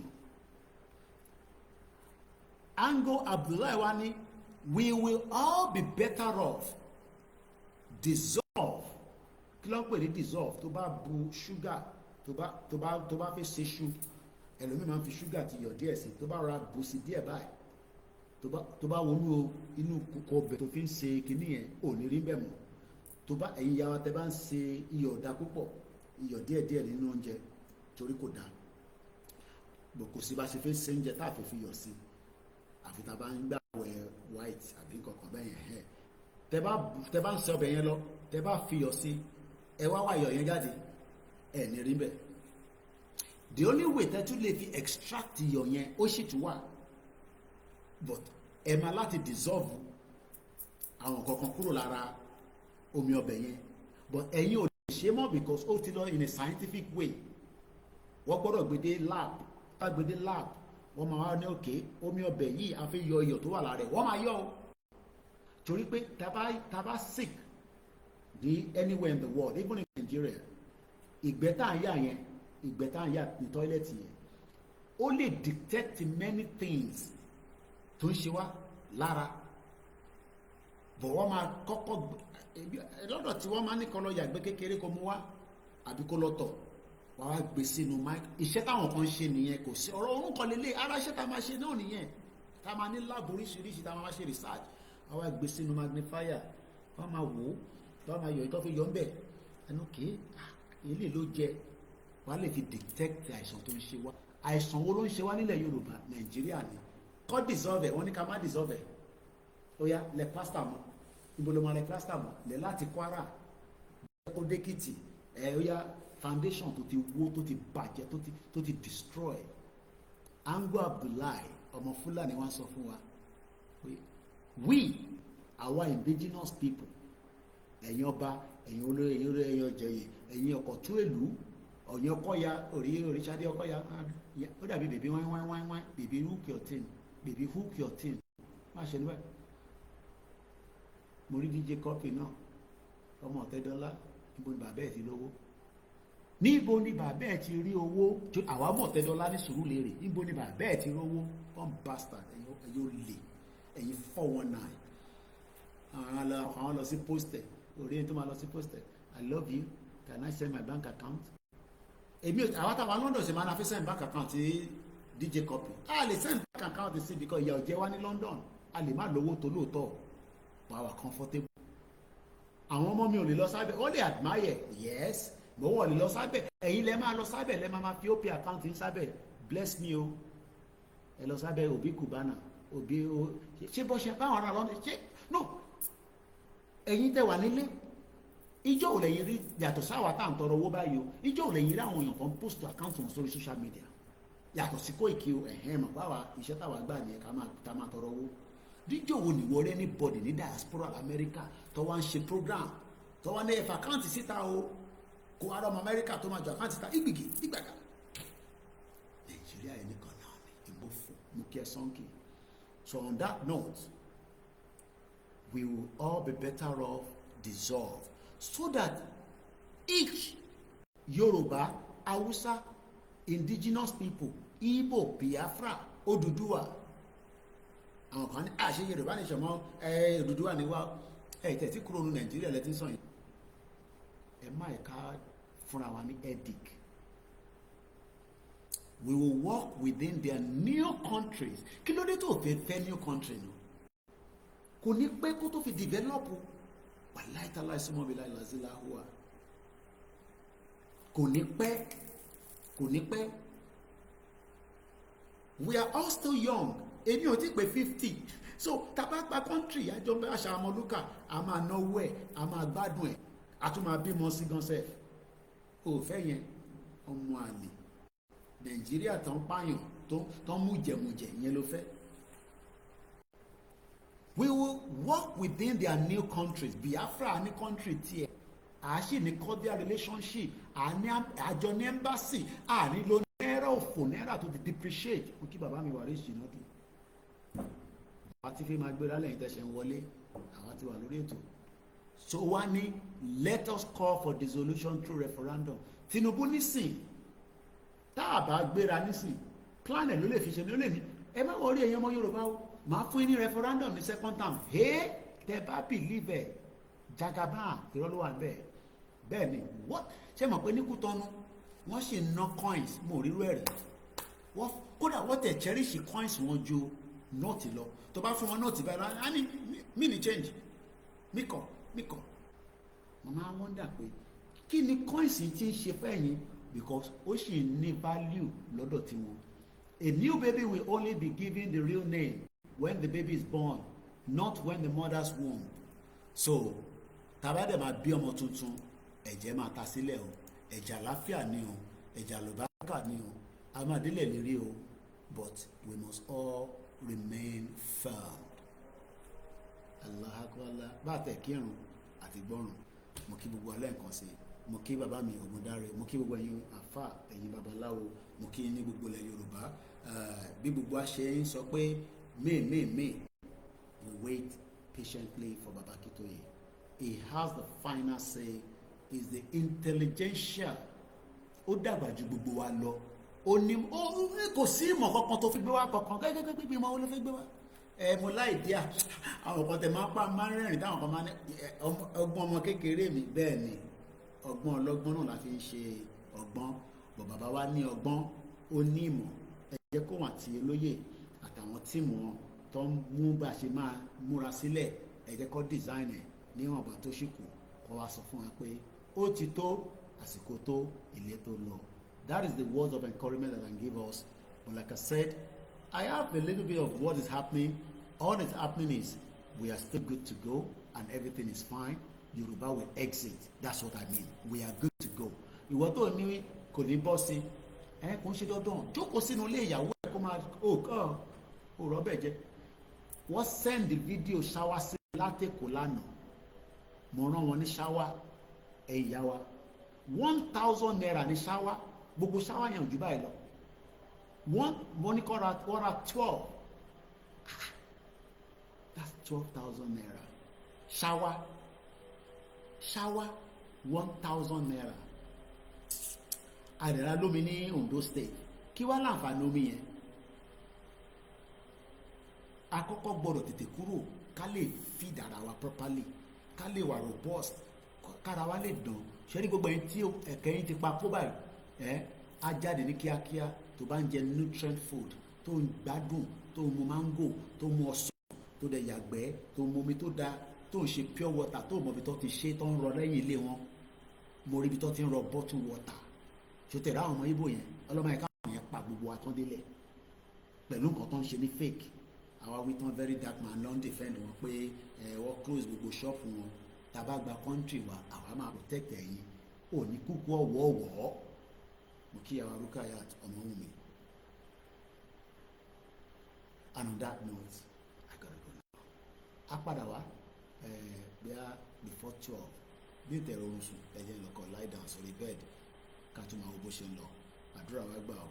Èmi náà ní àbúrò yín, olólùfẹ́ yín, the last man standing, Olayomi Koiki, tí gbogbo yín mọ̀ sí Koikimedia. Mo ní àwọn ọmọ Ìjẹ̀bú àwọn ń gbọ́ àkíngbà, àwọn Èkìtì àwọn náà kì í gbọ́wọ̀ kì í gbà, Oǹdó kì í gbọ́ kì í gbà, gbogbo wa náà là ní gbọ́ ànígbà. A máa délẹ̀ lórí o, but we must remain adamant and focused. Focus mi pé má jẹ́ kẹ́ni kankan fún ẹ ní nǹkan tó máa sọ fún ẹ pé kò lè bọ́ sí irọ́ ló ń pa. Àwọn èèyàn níbi tó ń lọ àwa la máa kó wọn délẹ̀ lérí torí orí wọn ti dọ́ta pátápátá. Yorùbá nation, no retreat, no surrender. Good night.